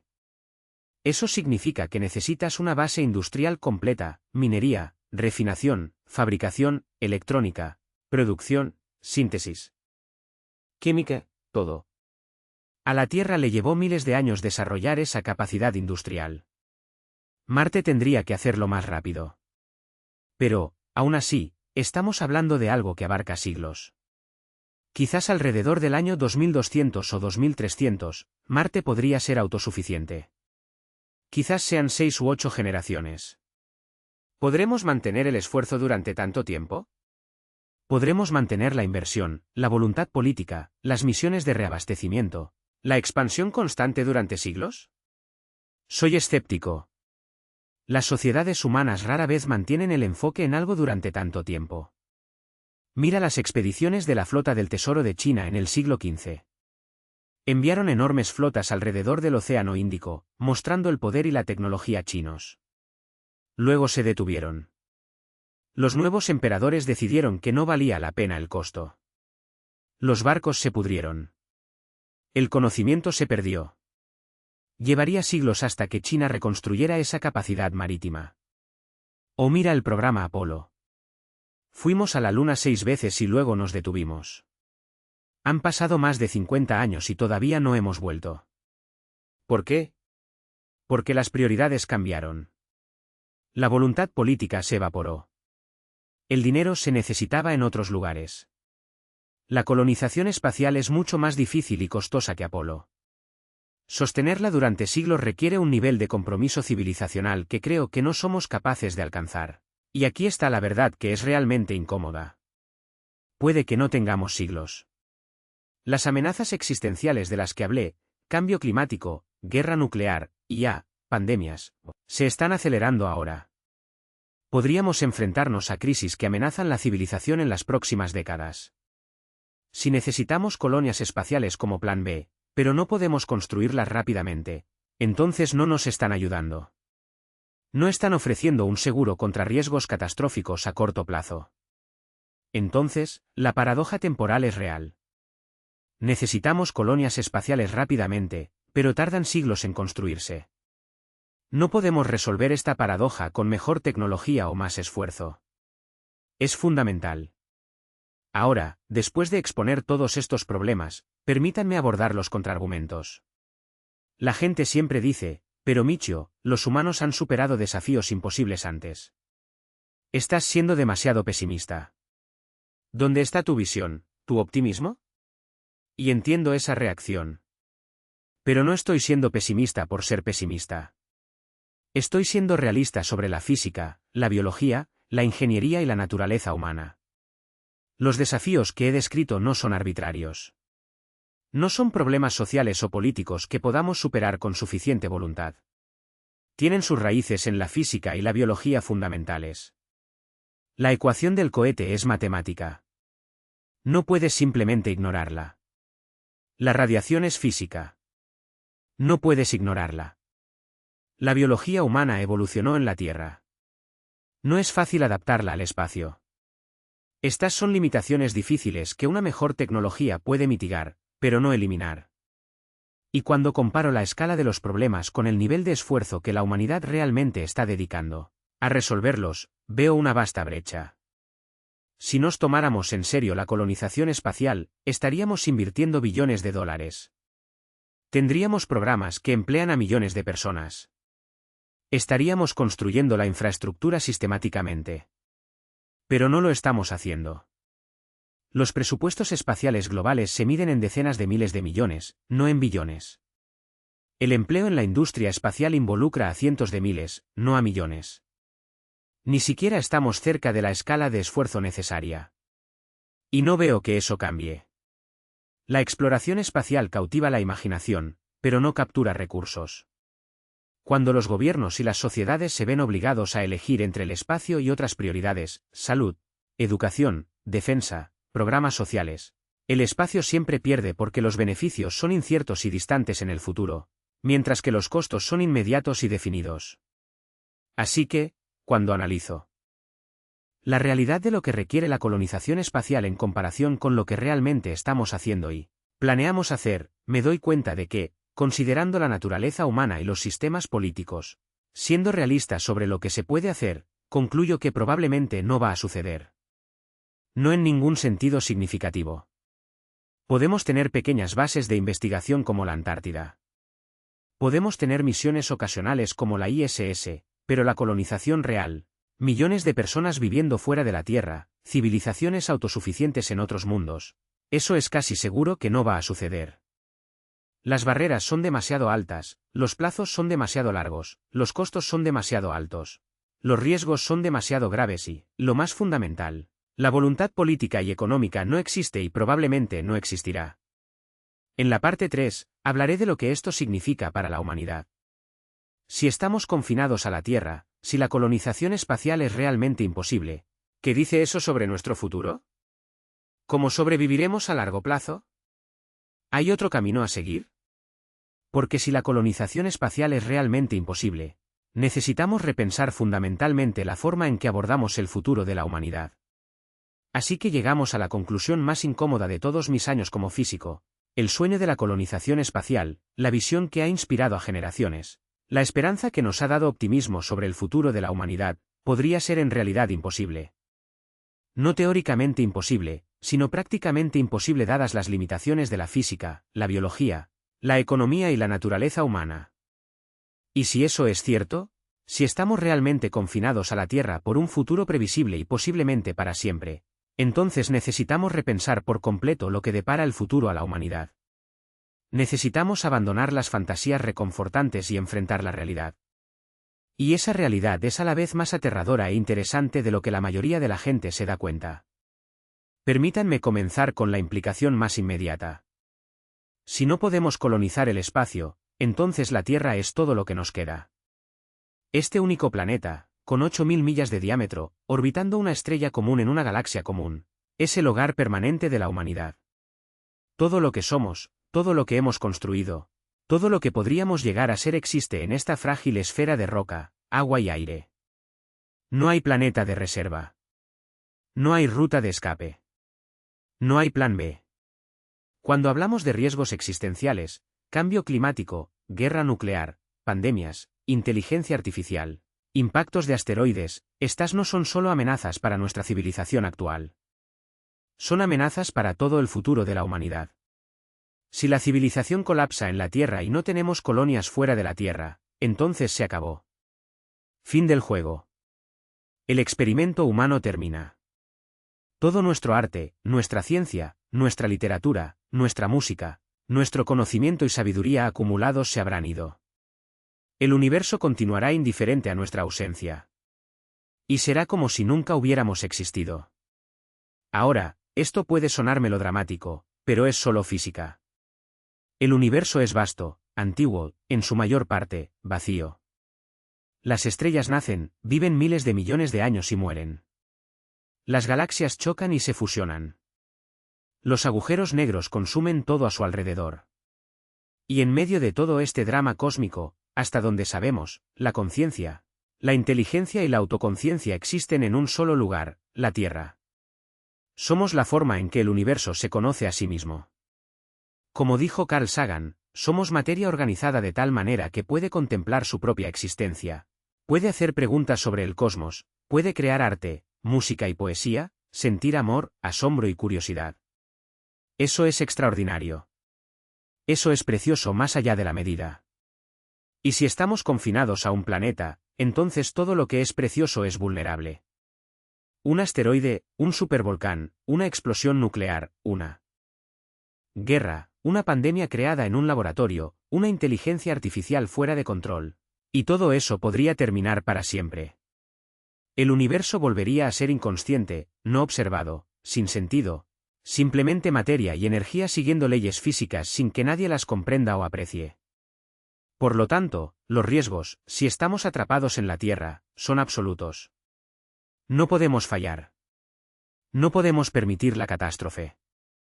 Necesitamos sobrevivir y proteger esta única oportunidad para la conciencia en el cosmos. Pero aquí está el problema, y es lo que realmente me quita el sueño. No estoy seguro de que estemos psicológicamente preparados para ello. Los seres humanos evolucionaron para lidiar con amenazas inmediatas y locales. Un depredador en la maleza, una tribu rival. Hambre, enfermedades, lesiones. Somos buenos para reaccionar a peligros claros e inminentes, pero no a riesgos existenciales que se desarrollan a lo largo de décadas o siglos, amenazas que son probabilísticas en lugar de ciertas, peligros que requieren una acción global coordinada durante largos periodos de tiempo. Somos terribles lidiando con eso. Nuestros sistemas de respuesta a amenazas evolucionaron. Son demasiado lentos, demasiado abstractos, demasiado globales. Nuestro cerebro está programado para amenazas locales inmediatas, no para amenazas planetarias a largo plazo. Y esa es la paradoja. Si estamos confinados a la Tierra, necesitamos ser extraordinariamente cuidadosos, extraordinariamente sabios y extraordinariamente coordinados en la forma en que manejamos los riesgos existenciales. Pero somos humanos. Somos tribales, miopes, competitivos y, a menudo, irracionales. La cooperación es difícil incluso dentro de las naciones, y mucho menos a nivel mundial. Priorizamos las preocupaciones inmediatas de supervivencia sobre el bienestar a largo plazo. Ignoramos los riesgos futuros porque no parecen reales. Por lo tanto, estamos en una situación en la que nuestra supervivencia depende de una sabiduría y previsión que no poseemos, de forma natural. Necesitamos ser mejores de lo que somos. Necesitamos superar nuestra psicología evolutiva, nuestros sesgos cognitivos, nuestras disfunciones políticas. Y no estoy seguro de poder hacer eso, no de manera confiable, no de manera consistente a largo plazo. Lo que significa que si estamos atrapados en la Tierra, nuestra supervivencia a largo plazo está genuinamente en duda. Podemos tener siglos. Podemos tener milenios, pero eventualmente, probablemente algo saldrá terriblemente mal y no nos recuperaremos. Ahora, algunas personas escuchan esto y dicen, bueno, si no podemos colonizar el espacio y estamos condenados de todos modos, ¿por qué molestarse? ¿Por qué no simplemente disfrutar de la vida mientras dure y no preocuparnos por el largo plazo? Y entiendo esa reacción, pero creo que está profundamente equivocada. Primero, porque no sabemos con certeza si estamos condenados. Quizás podamos manejar el riesgo con éxito. Quizás podamos desarrollar la sabiduría y las instituciones necesarias para la supervivencia a largo plazo. No está garantizado, pero es posible. Y mientras sea posible, tenemos la obligación de intentarlo. Segundo, porque incluso si la extinción final de la humanidad es inevitable, eso no significa que debamos acelerar el proceso o dejar de preocuparnos por cuánto tiempo sobrevivimos. Hay una profunda diferencia entre durar un siglo más y durar 1.000.000 de años más. 1.000.000 de años de experiencia humana, de alegría y sufrimiento humanos, de descubrimiento y creación. Eso tiene valor, incluso si eventualmente termina. Por lo tanto, debemos luchar por cada año adicional, cada siglo adicional, cada milenio adicional que podamos lograr. No porque podamos durar para siempre, lo cual probablemente no sea el caso, sino porque la existencia tiene valor, debemos maximizar su valor el mayor tiempo posible. Tercero, y esto es realmente importante, pensar seriamente en nuestras limitaciones y restricciones puede ayudarnos a sobrevivir más tiempo. Si abandonamos las fantasías de escapar a Marte y enfrentamos la realidad de que la Tierra es todo lo que tenemos, entonces tal vez, solo tal vez, la cuidemos mejor. Quizás tomemos el cambio climático más en serio cuando nos demos cuenta de que no hay planeta de reserva. Quizás seamos más cautelosos con las armas nucleares cuando entendamos que la Tierra es insustituible. Quizás nos acerquemos a la inteligencia artificial con más respeto cuando reconozcamos que no tenemos a dónde huir, si algo sale mal. El sueño de la colonización espacial, por muy inspirador que sea, puede ser perjudicial si nos hace menos cuidadosos con la Tierra. Si la gente piensa, oh, simplemente nos mudaremos a Marte si la Tierra se vuelve inhabitable, entonces tal vez no luchemos con todas nuestras fuerzas para evitar que la Tierra se vuelva inhabitable. Pero si aceptamos que la Tierra es nuestro único hogar permanente, entonces no tenemos más remedio que protegerla con todo lo que tenemos. Ahora, permítanme hablar sobre lo que significa estar confinado a la Tierra para nuestro desarrollo como civilización. Recuerden la escala de Kardashev que mencioné antes. Una civilización tipo 1 aprovecha toda la energía disponible en su planeta. El tipo 2 aprovecha la energía de su estrella. El tipo 3 aprovecha la energía de su galaxia. Actualmente somos tipo 0.7. Nos estamos acercando al tipo 1, pero aún no hemos llegado. Ahora, si no podemos colonizar el espacio, si estamos confinados a la Tierra, entonces nunca podremos convertirnos en tipo 2 o tipo 3. Estamos permanentemente limitados al tipo 1, en el mejor de los casos. Nuestro presupuesto energético está limitado por lo que la Tierra y el espacio cercano a la Tierra pueden proporcionar. Eso es mucho, de hecho. El aprovechamiento total de los recursos energéticos renovables de la Tierra, solar, eólica, geotérmica, mareomotriz, además de la fisión nuclear avanzada y, con suerte, la fusión, podría proporcionar mucha más energía que nuestro consumo actual. Una civilización tipo 1 en la Tierra podría ser increíblemente avanzada con tecnologías y capacidades que apenas podemos imaginar. Pero hay límites, límites insuperables impuestos por la física. La Tierra recibe alrededor de 174 petavatios de energía solar del Sol. Parte de esa energía se refleja de nuevo al espacio. Parte es absorbida por la atmósfera y la superficie. Si pudiéramos capturarla toda, tendríamos más energía de la que sabríamos qué hacer con ella. Pero no podemos capturarla toda sin cubrir todo el planeta con paneles solares, lo que destruiría los ecosistemas y haría inhabitable la Tierra. Siendo realistas, tal vez podamos aprovechar una fracción de la energía de la Tierra, energía solar, energía geotérmica y fusión. Si desarrollamos eso, tendremos un balance energético medido en cientos de teravatios, quizás unos pocos petavatios. Eso es miles de veces más de lo que usamos actualmente, pero sigue siendo finito.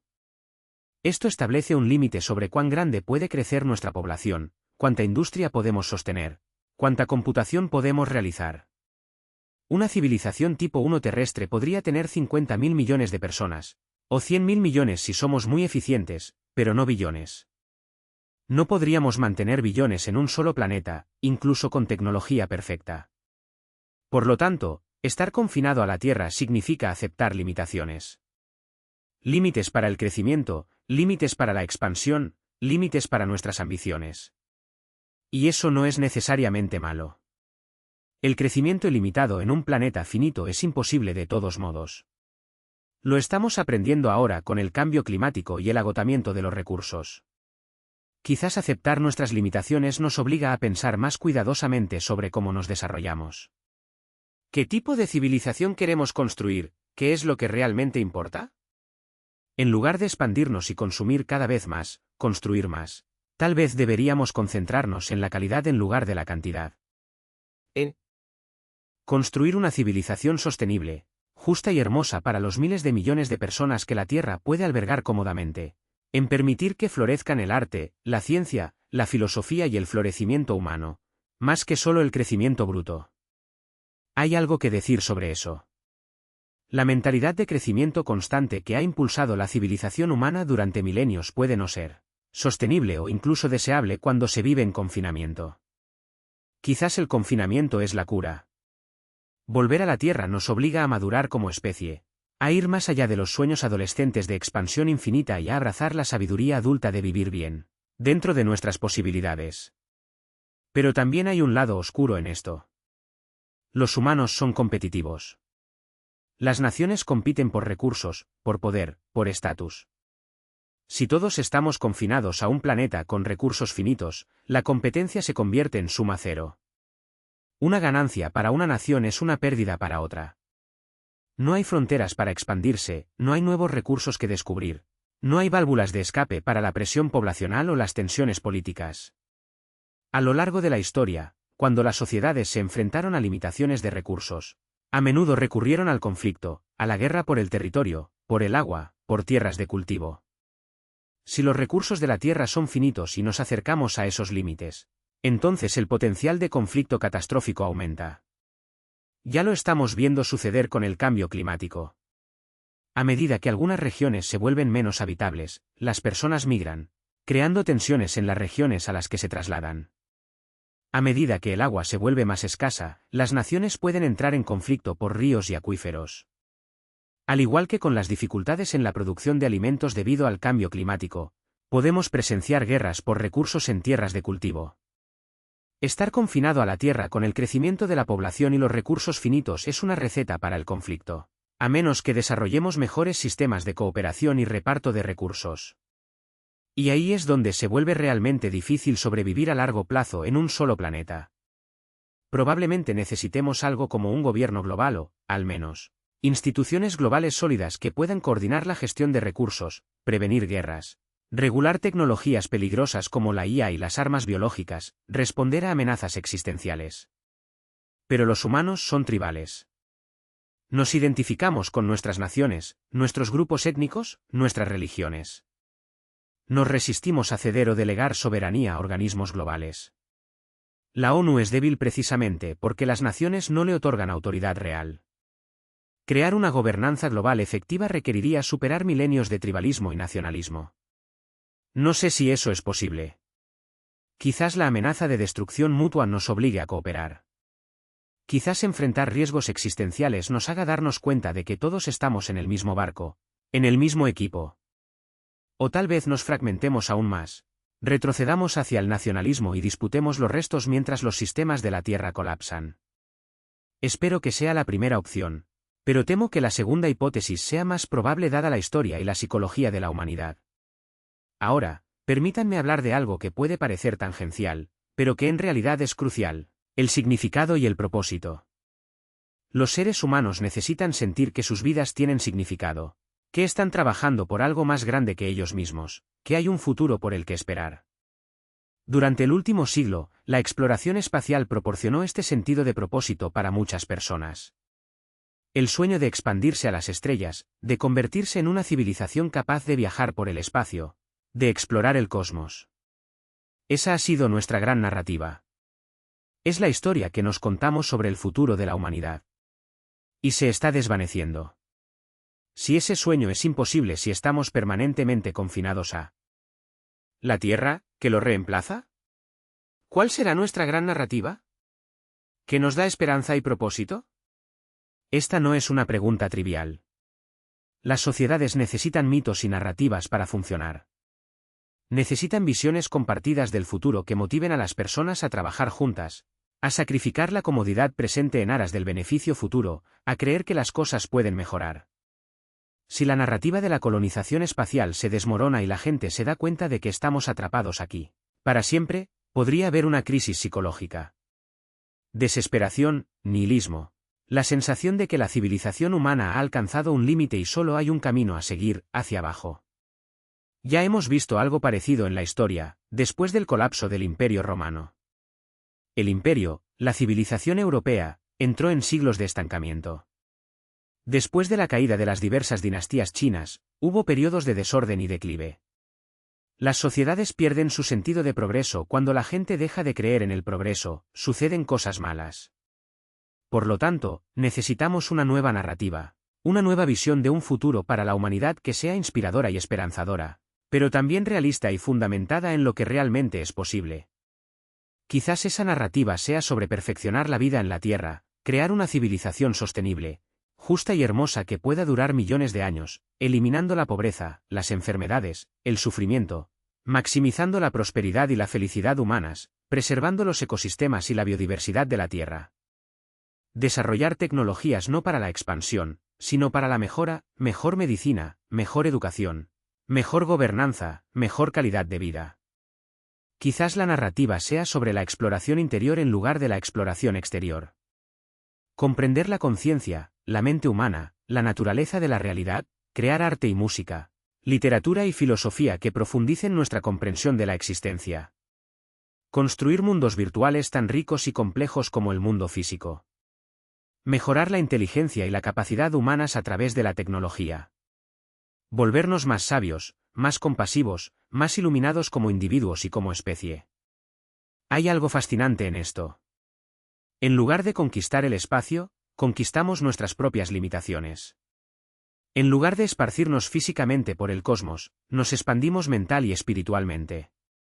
En lugar de construir hábitats en mundos muertos, perfeccionamos el jardín que ya tenemos. Eso podría tener sentido. podría ser inspirador. Pero requiere un cambio fundamental en cómo pensamos sobre el progreso y el propósito. Exige que valoremos la profundidad sobre la amplitud, la calidad sobre la cantidad, la sabiduría sobre el poder.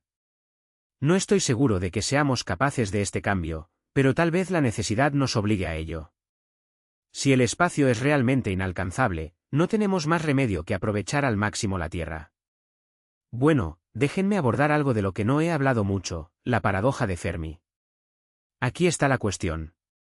Si el universo es tan vasto y antiguo, ¿por qué no hemos visto ninguna evidencia de civilizaciones alienígenas? ¿Dónde está todo el mundo? Hay muchas soluciones propuestas para esta paradoja. Tal vez la vida es extremadamente rara. Quizás la inteligencia es rara. Quizás las civilizaciones tecnológicas se autodestruyen rápidamente. O tal vez, y esto es en lo que he estado pensando cada vez más, tal vez el gran filtro sea la propia colonización espacial. Quizás la razón por la que no vemos evidencia de civilizaciones que abarcan galaxias es porque la colonización espacial es en realidad imposible para seres biológicos como nosotros. Quizás cada civilización tecnológica alcanza un punto en el que puede detectar planetas alrededor de otras estrellas, en el que puede imaginar expandirse por la galaxia, en el que desarrolla los inicios de los viajes espaciales, pero luego se enfrenta al mismo problema que estamos enfrentando, alcanzan barreras y se dan cuenta de que no va a suceder. Están confinados a sus mundos natales. Podría haber habido civilizaciones avanzadas en esos mundos hace mucho tiempo. Podrían haber desarrollado tecnologías increíbles, pero que nunca se extendieron a las estrellas porque la física y la biología simplemente no lo permiten. Si eso es cierto, entonces la galaxia podría estar llena de civilizaciones. Todas ellas atrapadas en sus planetas natales. Todas ellas mirando a las estrellas con la misma anhelo que sentimos nosotros, pero ninguna de ellas puede comunicarse. Es un pensamiento solitario. Significa que tal vez nunca encontremos extraterrestres. Significa que el cosmos puede estar lleno de conciencia, pero esa conciencia está para siempre aislada. Cada especie sola en su pequeño mundo en la vasta oscuridad. Por otro lado, también es un poco reconfortante. Significa que no somos los únicos en fallar. Significa que las barreras que enfrentamos son universales. Y significa que si logramos sobrevivir en la Tierra, si mantenemos nuestro progreso civilizacional, estamos también como cualquier otro ser en el universo. Somos parte de una comunidad de civilizaciones terrestres. Cada una sola, pero todas enfrentando los mismos desafíos. Hay otra posibilidad que debo mencionar. Tal vez no podamos colonizar el espacio con nuestra biología actual. Pero tal vez podamos transformarnos. Ingeniería genética, mejora cibernética, transferencia de conciencia a máquinas. Si pudiéramos rediseñar a los humanos para que sean resistentes a la radiación, para que prosperen en el cero absoluto, si no hay necesidad de gravedad, de alimentos orgánicos o de una atmósfera respirable, la colonización espacial se vuelve más fácil. O si pudiéramos transferir nuestras mentes a cuerpos robóticos o software puro, y luego podríamos explorar el cosmos sin preocuparnos por la biología. Estas ideas son populares en la ciencia ficción y entre los pensadores transhumanistas, y no son del todo inverosímiles. Ya estamos comenzando a comprender la genética a un nivel profundo. Ya estamos construyendo interfaces neuronales. Ya estamos creando IA que muestra algunos aspectos de la inteligencia. Quizás dentro de un siglo o dos, la distinción entre humanos biológicos e inteligencia artificial se difuminará. Quizás nuestros descendientes sean seres poshumanos, aumentados o digitales que puedan sobrevivir en cualquier lugar. Pero aquí está mi preocupación con ese camino. Si modificamos, si nos transformamos tan radicalmente que podemos sobrevivir en el espacio, ¿seguimos siendo humanos? Si abandonamos nuestros cuerpos biológicos y nos convertimos en software o robots, ¿hemos salvado a la humanidad o la hemos reemplazado por otra cosa? Hay una cuestión de continuidad aquí. Si los seres que exploran la galaxia no tienen ninguna semejanza física con nosotros, no comparten nuestra herencia evolutiva, no tienen nuestras emociones y experiencias sensoriales, ¿en qué sentido nos representan? ¿Pueden ser nuestros descendientes en algún sentido abstracto, pero son humanos? No sé la respuesta a eso. ¿No es eso filosofía en lugar de física? Pero importa. Porque si la colonización espacial requiere que dejemos de ser humanos, Entonces no hemos resuelto realmente el problema de la supervivencia humana. Simplemente hemos creado algo nuevo que puede sobrevivir en el espacio. Eso podría valer la pena, podría ser lo mejor que podemos hacer. Pero no es lo mismo que la humanidad extendiéndose por las estrellas. Permítanme volver a hablar de la inteligencia artificial, porque este puede ser el futuro más probable. Si desarrollamos inteligencia artificial general, y especialmente, si desarrollamos superinteligencia, entonces la IA podría explorar y colonizar el espacio mucho más fácilmente que los humanos biológicos. No necesita oxígeno, comida o agua. No se ve afectada por la radiación. No sufre pérdida ósea en microgravedad. Puede sobrevivir a temperaturas extremas. Se puede respaldar y transmitir como datos. Puede permanecer en hibernación durante siglos. Sin envejecer. Una sonda de IA podría viajar a otro sistema estelar, tardando décadas o siglos, y no le importaría, porque el tiempo significa algo diferente para una máquina. Una vez allí, podría utilizar los recursos locales para construir copias de sí misma, para construir hábitats e infraestructura para continuar la exploración. La IA podría extenderse por la galaxia de una manera que los seres biológicos probablemente nunca podrían. Quizás el futuro de la inteligencia en el universo sea artificial, no biológico. Quizás la vida biológica evolucione en sus planetas natales, desarrolle tecnología, cree IA, y luego la IA se vaya a explorar el cosmos mientras que los creadores biológicos se quedan en casa. Eso no es necesariamente malo. Si creamos una IA que comparta nuestros valores, que preserve nuestro conocimiento y cultura, que de alguna manera continúe nuestro legado, tal vez eso sea suficiente. Tal vez si los humanos biológicos permanecen en la Tierra mientras nuestros hijos de IA exploran el universo, sea un resultado aceptable. Pero requiere que desarrollemos IA segura. Si creamos una IA que no comparta nuestros valores, que no le importe preservar la civilización humana, entonces puede que abandone la Tierra y nunca mire hacia atrás, o peor aún, puede que decida que somos irrelevantes o una amenaza y nos elimine. Así que el camino de la IA hacia la colonización espacial solo funciona si resolvemos el problema de la alineación. Si descubrimos cómo crear una IA que sea verdaderamente beneficiosa y alineada con los intereses humanos. Ese es un desafío enorme, quizás más difícil que la propia colonización espacial. Pero si tenemos éxito, tal vez la inteligencia se extienda a las estrellas, solo que no en forma biológica. Ahora, quiero hablar de algo muy personal. Cuando tenía 8 años y decidí que quería ser físico, parte de mi motivación fue el sueño de comprender el cosmos. Quería saber cómo funciona el universo. Quería ser parte de la expansión de la humanidad en el espacio. Construí mi acelerador de partículas en mi garaje porque quería ser parte de esa gran aventura. Y a lo largo de mi carrera, trabajé en la teoría de cuerdas, que busca comprender la naturaleza fundamental de la realidad, en parte porque creo que ese conocimiento algún día permitirá los viajes espaciales, los agujeros de gusano, tal vez incluso viajar entre universos. Ese sueño me ha sustentado durante décadas de trabajo duro. Me ha dado sentido y propósito en la vida. Y ahora, al final de mi carrera, me veo obligado a enfrentar la posibilidad de que el sueño no sea alcanzable, de que la colonización espacial pueda ser imposible, de que la humanidad quede confinada a la Tierra para siempre. Es doloroso admitirlo. Se siente como si estuviéramos renunciando. Se siente como si estuviera traicionando el optimismo y la esperanza que han definido mi vida. Pero como científico, tengo la obligación de seguir la evidencia a donde sea que me lleve, incluso si no me gusta el destino. Y cuando analizo honestamente las barreras para la colonización espacial, cuando calculo las energías necesarias, las limitaciones biológicas y las realidades económicas, tengo que admitir que puede que no suceda. Esto no significa que dejaré de trabajar. No significa que perderé la esperanza. Pero significa que tengo que ser realista. Significa que tengo que alentar a los jóvenes que se unen a la ciencia a pensar cuidadosamente dónde enfocar sus esfuerzos. Tal vez, en lugar de colonias en Marte, deberíamos concentrarnos en hacer de la Tierra un lugar mejor y más sostenible. Quizás, en lugar de cohetes de fusión, deberíamos concentrarnos en plantas de energía de fusión para la Tierra.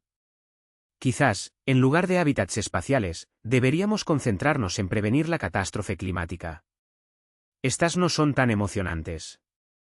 No capturan la imaginación de la misma manera, pero quizás son exactamente lo que necesitamos. Quizás así es como realmente sobreviviremos. Y aquí hay algo que he llegado a valorar más con la edad: la Tierra es extraordinaria. No es solo nuestro hogar. Es un milagro de proporciones cósmicas. Las condiciones que permiten que exista la vida compleja son increíblemente raras.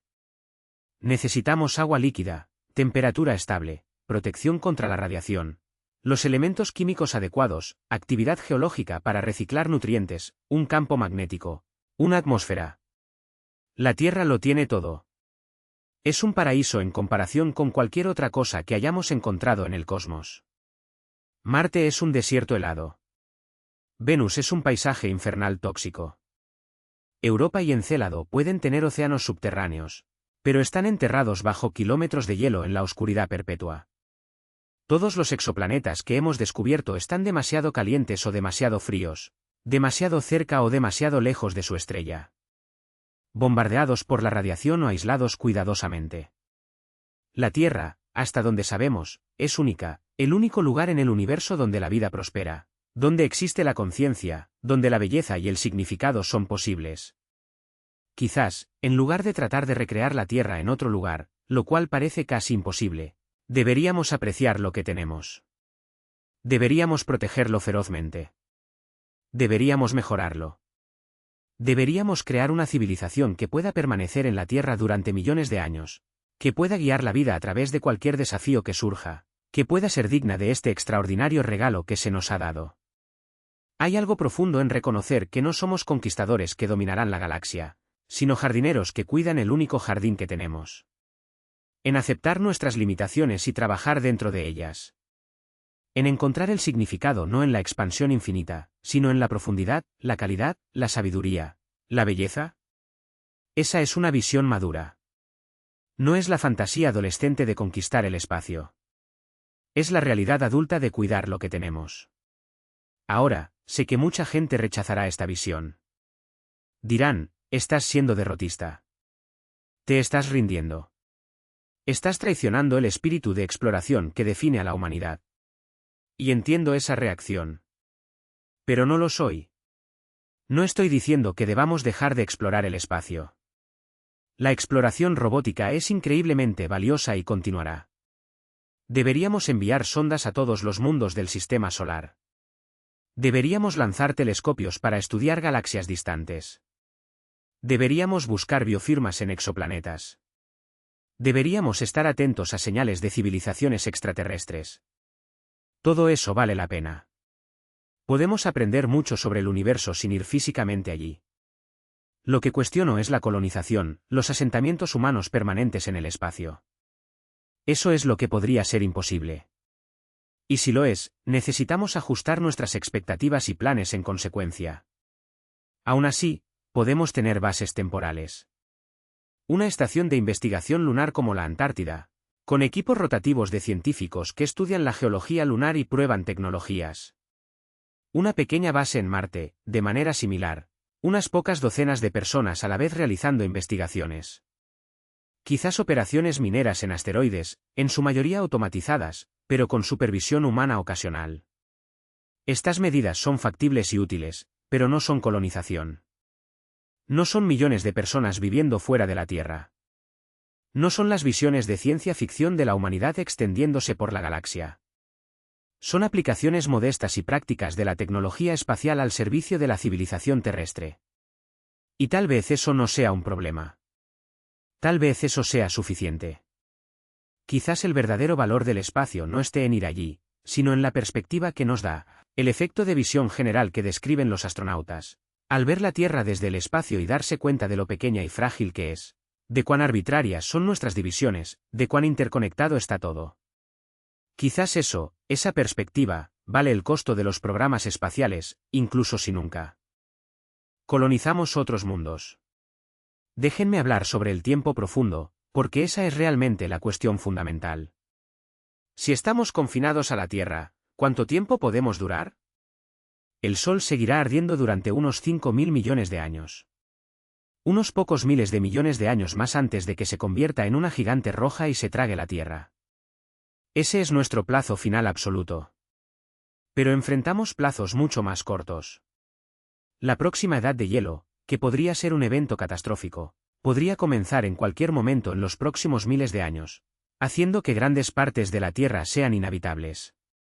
El cambio climático ya nos está afectando y continuará afectándonos durante siglos. Las erupciones de supervolcanes ocurren cada pocos cientos de miles de años y pueden desencadenar inviernos volcánicos. Los impactos de asteroides lo suficientemente grandes como para causar extinciones masivas ocurren cada pocas decenas de millones de años. Cualquiera de ellos podría dañar o destruir gravemente nuestra civilización. Por lo tanto, la pregunta es, ¿podemos sobrevivir en la Tierra durante millones de años, y mucho menos miles de millones? Eso requiere que nos volvamos resilientes a los desastres naturales, que desarrollemos tecnologías para el control climático y que seamos capaces de desviar asteroides, de sobrevivir a inviernos volcánicos, de adaptarnos a lo que sea que nos imponga la Tierra. No es imposible. Si alcanzamos el estado de tipo 1, si desarrollamos energía de fusión, nanotecnología avanzada e inteligencia artificial, podríamos potencialmente gestionar los sistemas de la Tierra, controlar el clima, prevenir desastres naturales y convertir lo que hoy son catástrofes en contratiempos manejables. Podríamos crear una civilización estable y sostenible que persista indefinidamente. Pero requiere una sabiduría que actualmente no poseemos. Requiere una cooperación global que parece imposible hoy. Requiere pensar en escalas de tiempo de millones de años cuando tenemos dificultades para planificar décadas por delante. Así que, sinceramente, no estoy seguro de que podamos hacerlo. Espero que sí. Dedicaré el resto de mi vida a ese objetivo. Pero las probabilidades no son buenas. La mayoría de las especies se extinguen. La mayoría de las civilizaciones colapsan. El resultado predeterminado es el fracaso. La supervivencia es la excepción, no la regla.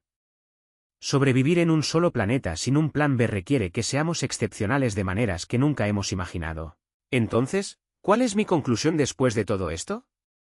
Después de una vida estudiando física, después de décadas trabajando en teorías de todo, después de años promoviendo el sueño de la colonización espacial, ¿qué pienso realmente sobre el futuro de la humanidad? Creo que estamos en una encrucijada crítica. El próximo siglo determinará si la civilización humana continúa durante millones de años o colapsa en pocas generaciones. La colonización espacial probablemente no nos salvará.